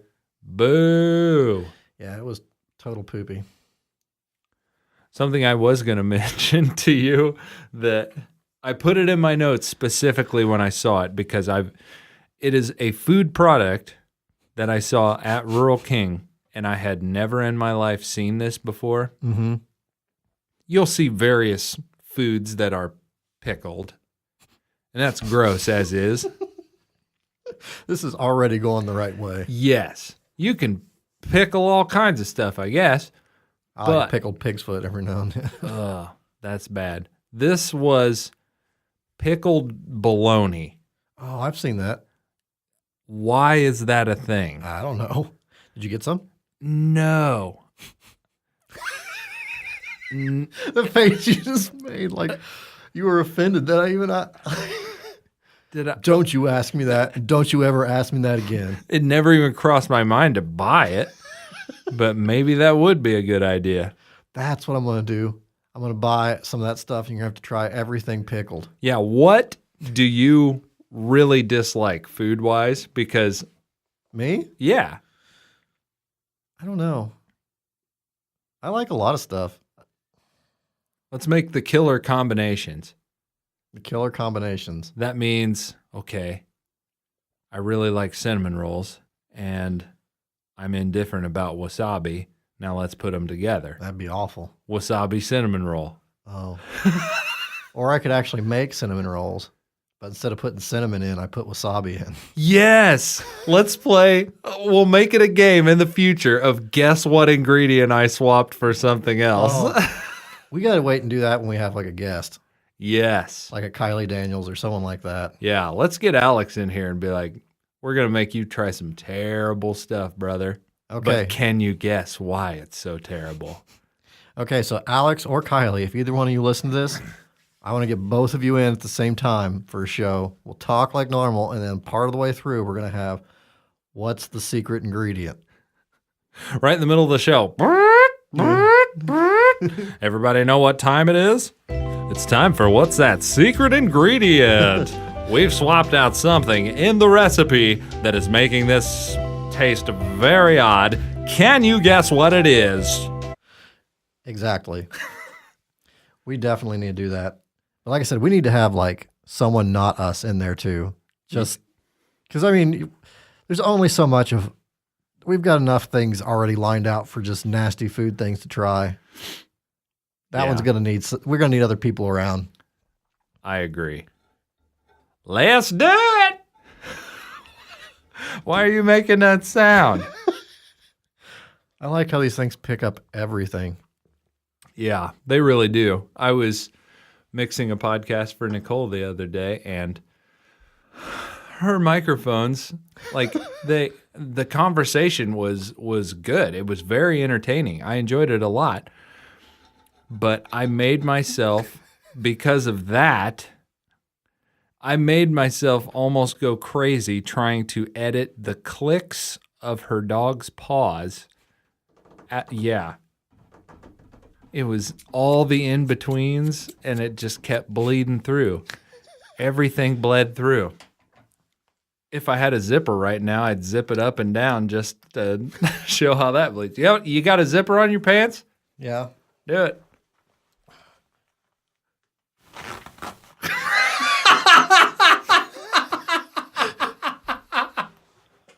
Why is it so funny? I'm not even sure, but that's just good podcasting right there. Solid gold. Man, I don't give a toot. That's awesome. Oh boy. Yeah. They do pick up everything. Yeah, I mean, like if I'm behind it and snap my fingers, it picks it up just fine. Yeah, if I bend over and rub the carpet, Yeah. every bit of it. That's why I was curious about like the dynamic mics, because like all those Shure SMBs or SM7s, like a lot of people use. Rogan uses it. A lot of the people on YouTube use them. Technically, I think they recorded, what was it, Thriller? One of those they recorded with. Really? Yeah. And it was, I forget which one it was. But yeah, those are just a dynamic mic, like was it the Shure 58s or whatever? Yeah, those the SM58s are like the industry standard. I mean, it's just one of those. It's just they're way more sensitive and they're just bigger and expensive. Yeah. Apparently, the SM58s are like, they've been $100 flat, like $99. They've been that price for like 30 years. I was going to say, I think the last time I looked, the SM7s are like, I want to say $400. Whoa. But I've wondered about like the dynamic mic, because it doesn't pick up good outside of like where it's aimed, and it doesn't pick up stuff like. Right now, I can hear the freezer. That's what that is? Yeah. Huh. Yeah, that would be interesting. Like if we had like a dedicated office somewhere where there was no sounds whatsoever, like it would be fine to have something that's this sensitive. But I mean these work fine for us. But I'm just saying, I was just curious about all that stuff. You could record in like a creepy dungeon basement where there's no noises. That would do it. Whereas when Nicole does her thing, she has a window right behind her next to a highway. A very busy highway. And there was one where the neighbor started mowing the yard right when they started, and then the dogs were coming around. I was editing one. She said, Biff starts barking in the middle. I don't remember exactly where it's at, but you'll know. And they're just like mid-conversation, and here he comes. And it was funny because they just kind of stopped. And then he kept barking, and then he stopped just long enough for them to start the conversation back up again. And as soon as words came back out of their mouth, he just dove right in and barked again. Yeah. That's one good thing about my house. No animals. Yeah. Though I do have this. And this. I'm just going to sit here the rest of the show and just go. Yeah. Oh, gosh.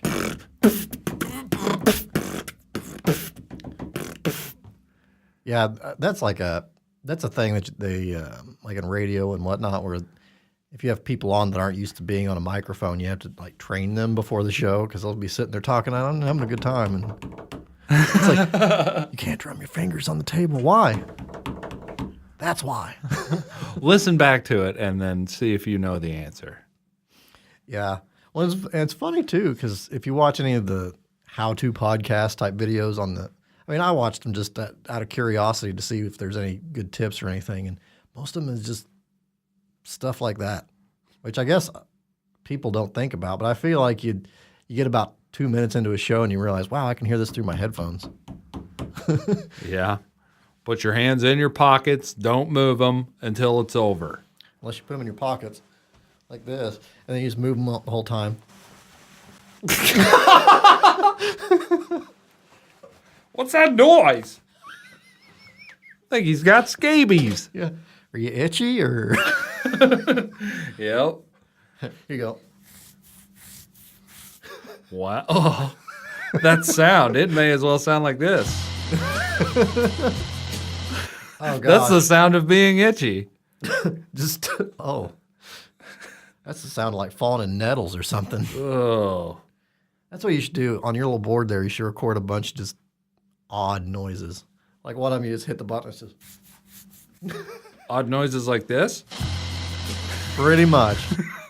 That's about as odd as it gets. So I'm realizing that everyone everywhere pretty much has a podcast. Yeah. Like there's probably, I don't know offhand, but I bet you there's at least 3 or 4 people in this town that have a podcast. In this town? I bet if you looked, you could find them. Because it seems like everyone's got a podcast now. You talk to someone, and what's funny is they don't usually last. They do like 4 episodes, and they're like, oh, yeah, well, okay. Yeah. Of course, I think a lot of people do it. They think that they're going to make it, or they're going to be a YouTube celebrity or something like that. I think if you're doing something like this and you're not enjoying the process, you're more looking for the end goal, you're never going to make it. Yeah. You're never going to go that far. It's like exercising or lifting or doing anything like that. Yeah, you can lift so you can look like a freaking Arnold Schwarzenegger or something, but if you absolutely despise working out, you're never going to do that. Yep. It's true. You have to enjoy the journey a little bit. Yeah. And when it comes to this kind of stuff, I mean, we've discussed it that it could be like, I don't care if anyone listens. Well, yeah, 1 or 2 people, 0 people listen. And we listen back to it and think it's funny. I think we can play back certain segments, and my kids listen to it and laugh. I listened to the last one we did, and when I got to the tornado guy talking about how he ripped his pants, Max was belly laughing in the back seat of the truck. I'm totally doing that to him next time I see him. Oh, yeah. Like, are you still playing that Fortnite? And I ripped my pants. Oh, my gosh, I ripped my pants. Got some great footage. I ripped my pants. It's like that guy that doesn't know what the filter should be. It's like you're sitting there and it's like, I can't even think of a good example. Just like I tells can you think of a perfect example. other than rip your pants. Yes, Kylie's daughter. She's such a sweet, adorable little kid, but she did one time to me what kids tend to do to people, and I just think it's hilarious. With kids, they get a pass, but yeah. Yeah, it's hilarious because I've seen my kids do the exact same thing. And it was just one that really stuck out with me because her parents were standing right there and they heard the whole thing and we were just laughing so hard because it was, not open enough to make her feel bad or anything like that. But we were just like, oh, that just happened. Like we shared the looks and everything. Where I had just walked into church. Mm-hmm. They were there. I knew Kylie had told me that their dog wound up getting hit, which was super sad. Got hit in the driveway. And I walk up to him and I just say, hey, guys, how are you? And she turns around and goes, Hazel died. That was the first words out of her mouth. I was like, okay. Where do I go with this one now? I love kids' comedic timing. See, that when I said that I saw something on the board at Audrey's school, they had like a big whiteboard next to the door. I'll tell you. Yes. Okay. I figured out what it was. So I told Brad the other day, like I was walking out, there was a big whiteboard that had all this stuff written on it. I didn't know what it was. I just was kind of walking past it, and I just happened to see a line on there that just said, "For my new dog to learn how to not die." And I was like, I mean, it was definitely written by the handwriting was bad, so I'm assuming it was a little kid, but I mean, it might have been an adult with bad handwriting that wrote it on there for him. But then I realized what it was the other day. It's their prayer board, what the people should be praying for. Oh. And he wants people to pray that his new dog learns how to not die. Like the last one? I'm assuming. The fact that that new dog is on there makes me guess that the previous one had not learned how to not die. So. If only he learned sooner. Yeah. No, see now I have a story like that about Audrey, but she doesn't tell too much or do that sort of thing where she's just spurts something out. She's doing it to get you kind of in trouble. She's a tattler. And we were getting ready for school one morning and she was like, "I'm a princess." And I was like, "Fart princess?" And she thought that was hilarious. And then we got to school and we were getting ready to leave and she looked at her teacher. She's like, "Teacher?" And she's like, "What?" She's like, "My daddy called me a fart princess." Oh. I'm like, "Why?" Of course. Don't tell people that. Yeah. When taken out of context, it doesn't sound near as funny. Yeah. We're getting ready for school. I'm like, "Get ready for school, fart princess." I once drove Sis nuts by being very persistent in suggesting that she was a butt world. A butt world? What does that mean? No clue. idea. I was like, "But you're a butt world, right?" She's like, "I'm not a butt world." Like, I did it so much that she wound up getting really fired up about it. It's funny because people who don't have kids will think, "Oh, that's awful." But our job is to just harass the crap out of our kids. Yep. That's a dad's job. I love messing with them, and you think I'm not going to mess with them when they're in like high school and stuff? Oh, yeah. I'm going to mess with them when they're 30. I mean, let's be real here. Yeah. Once Max is big enough to defend himself, I'm going to start trying to sneak up on him and give him a wedgie.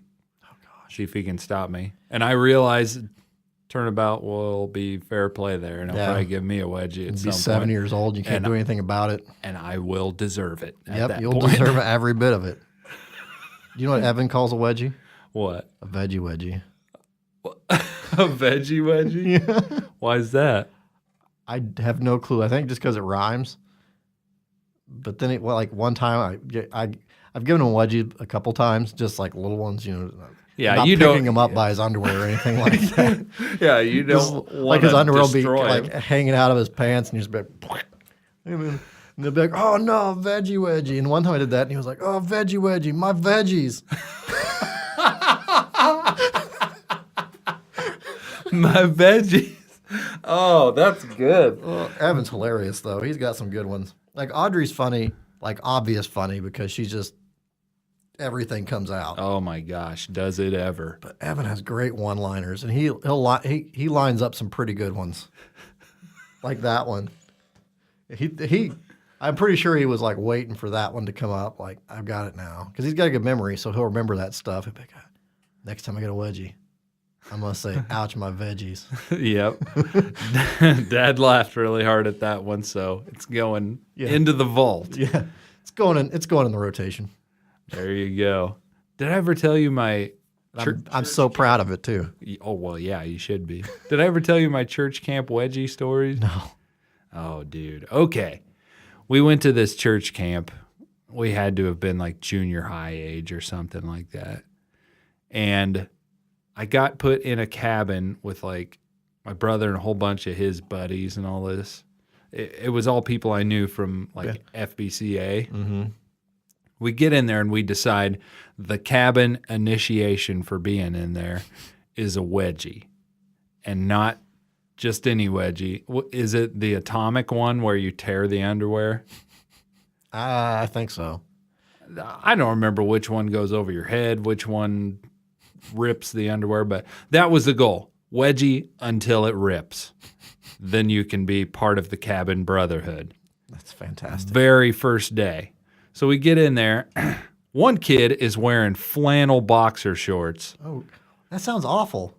You know how hard we had to pull to rip a hole in flannel boxer shorts? Yeah, that's like Kevlar or something. Yeah, it took like 4 people to. It was bad. Just hanging from the wall. They would have held up. They held up probably just fine. I think we about sliced and diced his veggies on that deal. They don't work no more. Yeah. But then there was mine. I had very normal underwear. I was a normal underwear kind of kid.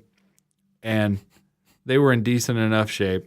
Tugged on them enough, they eventually ripped. Yeah.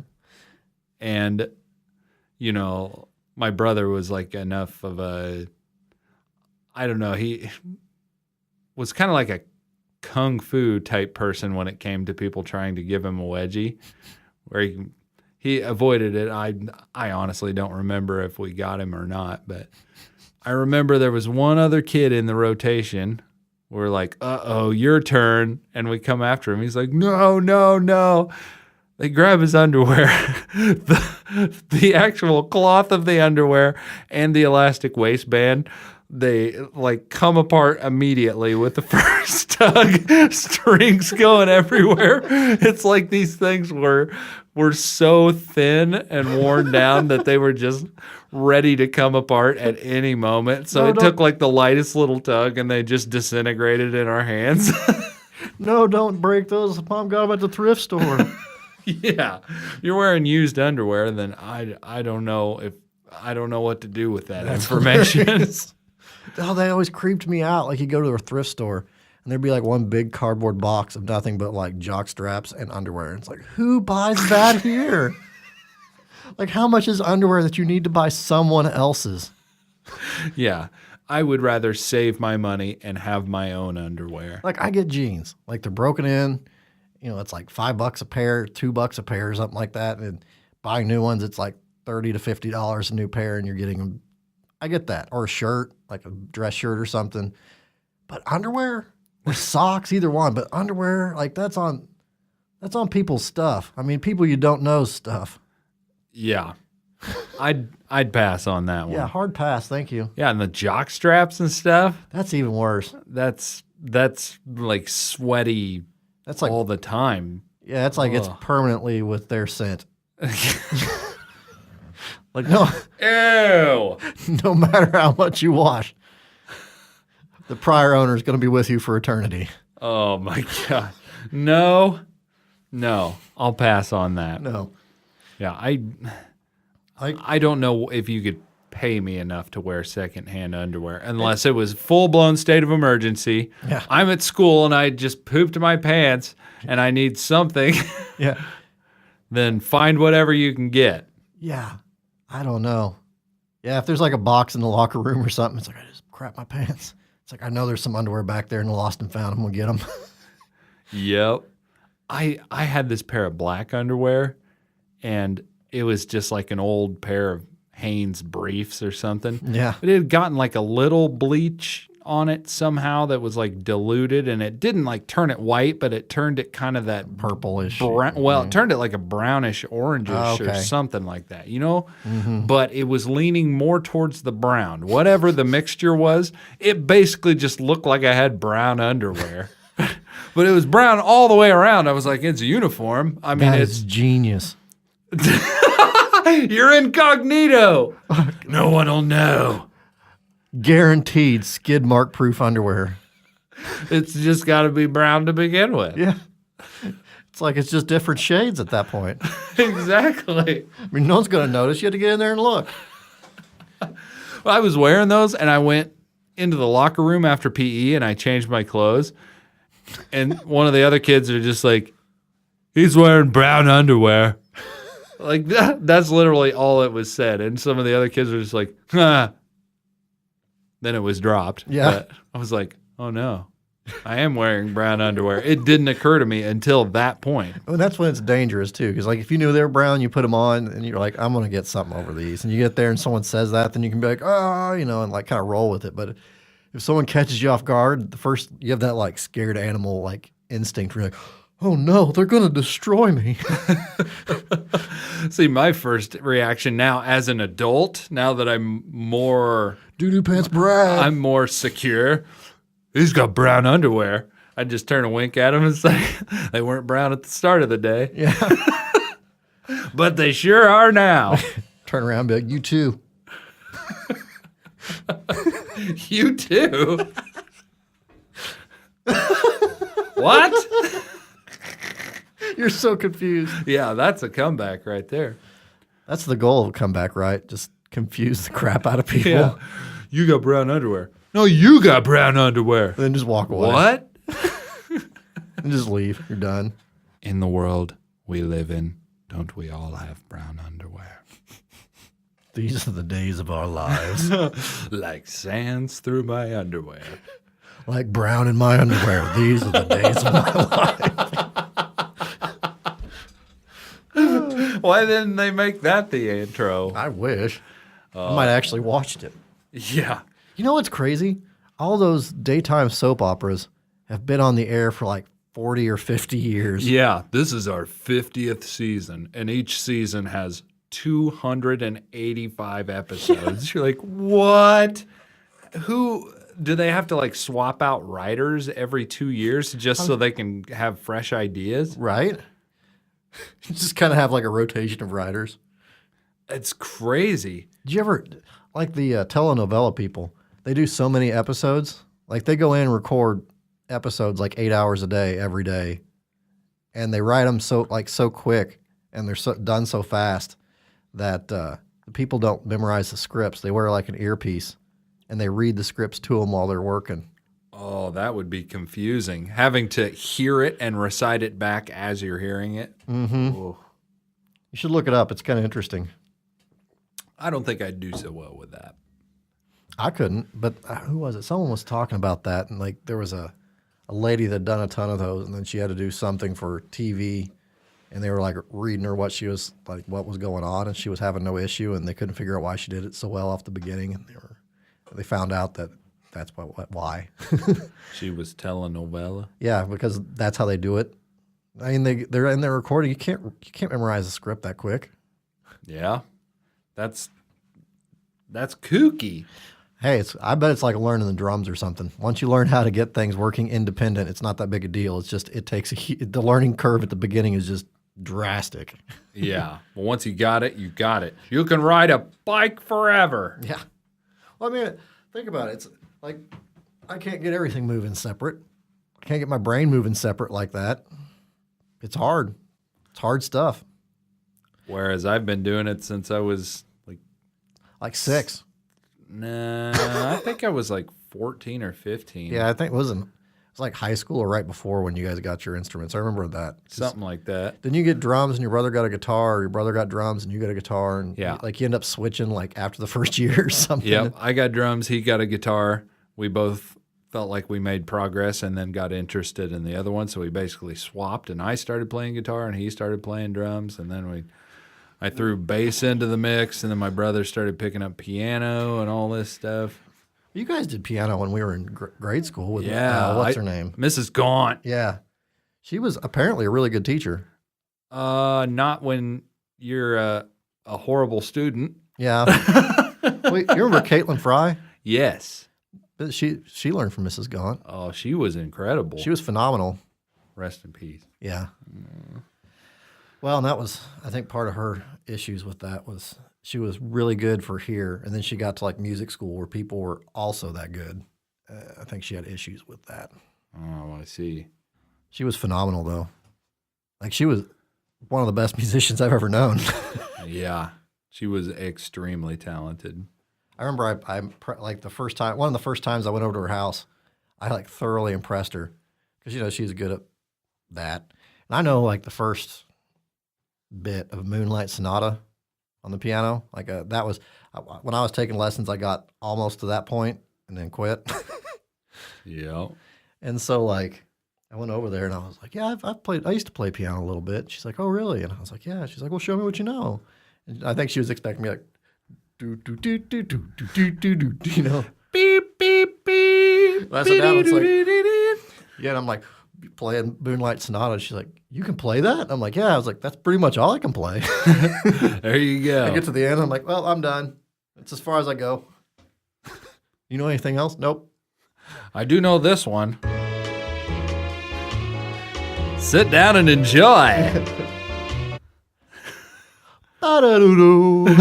Zee-doop and squee-bop and bow. Gotta love a good scat, right? I feel like we could sit with those tunes for like 3 hours and just come up with random stuff, and it would be fantastic. You know Like, what I would do? It might not be fun for anyone else, but it'd be fantastic for us. What I would realistically do with that is play instrumental music like that and just make up songs that I would sing to my dogs. Mm-hmm. Well, I told you about the game I used to play. You get a song like that or something when you're driving, and then you just keep the same song on repeat the whole time. And it'll go through like 10, 11 times, so you get really used to what the actual melody and everything is. And as you're going, you just make up ridiculous lyrics the whole time. Usually it ends up digressing into something either dirty or just toilet. Yeah. Real stuff you don't say in front of mom. When your brain shuts off, that's where it goes, huh? Pretty much. I'm trying to think of what to look for with this guy. And there's a video of a guy that takes various songs and he changes the lyrics to All Star by Smash Mouth. And I don't even know what to look for. It's magical if I can find the guy that does it. While you're looking, I figured out what your next instrument to learn is. What is my next instrument? Oh no. Nobody knows where. Oh great gosh, ideas no, come I don't want to listen to you. That's Darlene. She wants to tell you all about GoDaddy. GoDaddy. It's got a straw?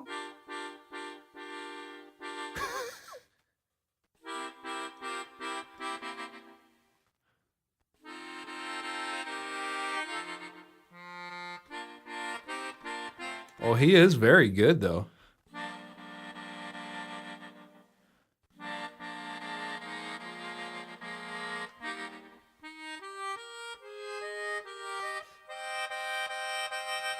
I feel like it'd be fun to play a melodica. You got to be good at the piano to a certain extent, but it sounds a lot like just the key part of an accordion. Mm-hmm. I think it's basically the same concept. It's just a... Yeah, instead of a squeeze box, you got a straw there. Fill that thing up with chocolate milk and blow it into the device. I'd hook it up to an air compressor about 125 PSI. Just blow it up. Yes. You know what I'm going to do? I've decided I'm going to get on here with our YouTube channel, and all of these things that we listen to, I am totally going to like and put somewhere in our stuff. Well, there you go. So Well, I got another good one for you. I found this dude. You found a dude? I found this dude. Tinder? No, this dude. Prepare yourself. If your internet will work. Because this guy, it says his name is John Sedano. John Jacob Jingleheimer Schmidt. Well, his name's actually my name too. But if this thing would just hurry up and play.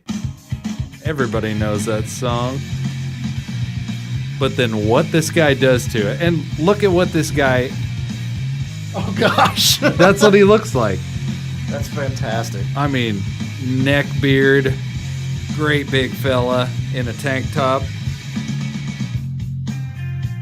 And he just listening to this and you wonder what is coming. Somebody once told me the world is gonna roll me. I yanked the sharpest tool in the shed. She was looking kinda dumb with her finger and her thumb in the shape It actually kind of fits, though. Yeah. Well, the years start coming and they don't stop coming. Fed to the rules and Like the breaks are at the same spot. The changes. I know. He does this with a bunch of different songs, and it's to the lyrics of All Star every time. Hey now, you're an all-star. Get your game on, go play. Hey now, you're a rock star. Get the show on, get paid, and all that glitters is gold. Only shooting stars break the mold. What a good idea! That's fantastic. Everything is Smash Mouth. Why isn't everything Smash Mouth? It should be. I think that's a good way to do it, because then if people want to watch it, they can just go to our YouTube channel and see it. Because really, if we show someone some songs or something from someone's video, really, I would like you to go see it. Go watch it. Yeah. Go give it a thumbs up. This Bohemian Rhapsody on the Melodic has got over 1 million views. Well deserved. This has 222,000. Terminal flatulence. Indeed, it does. But yeah. Have you seen the? I've been coming up with names for each episode. Yes, I like them. The Crappening was a great start. Yeah, I didn't even know what to name that one. I'm like, the Crappening. Sounds about right. Yep. Circus peanuts and other medieval tortures. Yes. It was quite torturous. And confessional farts. Yep. I got a text from my brother saying, I just listened to like the first 45 minutes of Confessional Farts. Had some real good quality laughs in there. I'll have to get a good one for this one. Oh, I'm sure you can find something. I'll just name it that. We'll find something. Just name it Drugs for like the first 30 minutes. Drugs are good. Uh-oh. You've been flagged by YouTube. Oh, YouTube, they don't like us no more. Oh, that's terrible. No, you bad. Oh, no, Craig. You are bad. That's not good for the show. Was that a fart? I think so. It just sounded like you dropped something. A nice little snap. I dropped my pen on the floor. Actually, no, not in here. Regular carpet it would. Oh, was that an actual pin? No. Oh, a screwdriver. Close. Huh. Hey, your scissors are still together here. He picked them up and tried to cut with them earlier, and they just split into two separate scissor pieces. They went from being scissors to strange-handled knives. Two individual scissor pieces. They weren't scissors. They were scissor. Two scissor. They were individual. It's kind of cheap-made plastic crap. That's funny. Yeah, that. Next time I'm at your house, I want to see that EBO in action. This thing seems like it'd be really cool. Well, I've not actually used it. I think it's in a guitar case somewhere. So I got to find it. I'm pretty sure the last time I used it would have been 7 or 8 years ago. Mm-hmm. So it's not something that's so useful that I actually find things to use it on. I feel like that. I mean, you're not going to be like playing nothing but that, but I feel like it has its place. Well, yeah, it doesn't really. It's not practical enough to use live very often unless you just practice a lot and get really good with it. But if you're doing single string stuff, sometimes you can find applications for it when recording a song where it's like, okay, I want to add kind of like this droning ambient single note thing over the top, and it'll work great for that. If you want to do something live with it, you'd need to find some way to like mute the other strings so you don't actually get them vibrating too. Yeah, that's what you do is you actually set it down on there, and it kind of has these little curved wings on the side that sit on top of the other strings. Mm-hmm. And basically, when you hold this on here, you use the palm of your hand to mute, just palm mute them. Everything else except for like the one that's directly in the center of it. So you kind of arch your palm a little bit, so you leave a gap right there in the middle. Too technical. Yeah. No one can learn that. It's probably not worth it. Probably not, but it's still cool. Yeah. I mean, it's cool. It's something interesting. All right. You think we've about hit the point of calling it a night? Yeah. I guess so, yeah. That is. What did you eat? Well, you still love me after this? Oh, I was man. blowing bubbles in my chocolate milk, Dad. Oh gosh, that is the. Why is it that? Why is it that kids blow bubbles in every drink they have if they have a straw? Like I get it, but like after a while, why doesn't it get old? I don't know. Because it always makes a huge mess. And then, like you give them chocolate milk, you put a straw in it, you give it to them, you walk to the other room to get their food or whatever, finish making dinner, and you walk back in, and there's like chocolate milk on the floor because they're just sitting there just blowing as hard as they can. It's just spattering everywhere. And why is it never good enough to tell them once? You Yeah. have to tell them every time. You could tell them, walk into the other room to grab the other plate, come back out, and they'll be doing it again as soon as you come back out. Yeah. You just have to come to grips with that one. Yeah. My kiddos have gotten a lot better with that one. So I feel like the older they get, the better they get. yeah, yours are just a little bit younger than mine, so they'll probably get there. Yeah. Unless they just do it to mess with you. Dad really freaks out. Let's do this again. Yeah. Then they're gonna do it forever. They'll do it till they're 30. They'll be Yeah. like, you're 30 years old. What are you doing? Yeah. They've got kids of their own and you meet up with them for lunch or something like that and they're I'll take a chocolate milk and you immediately just hang your head down because you know what's coming. Look at the waiter. No, they won't. Yeah. I don't care if they're paying. They won't. You bring that chocolate milk, I'm coming after you personally. I'm dumping it directly on your floor. Oh. Because the filter will be gone by that point, so Yeah. I might do something like that. Papa Daniel's going to let you have it. Yeah. I like Grandpa. He doesn't, he says funny things and they're mean. He's funny when they're not mean. Yeah. Oh. All right. Let's go ahead and wrap her up. Yup. All right. Well, thanks for listening, everyone. Yes. I feel like it was a good one. I will see you next week, hopefully. We'll see y'all next time. When Bye-bye. you're hot, you're hot. When you're not, you're not. When you're on the pot, give it all you got. On your con, you're hot. On your not, you're not. On your con, give it all you got. Remix.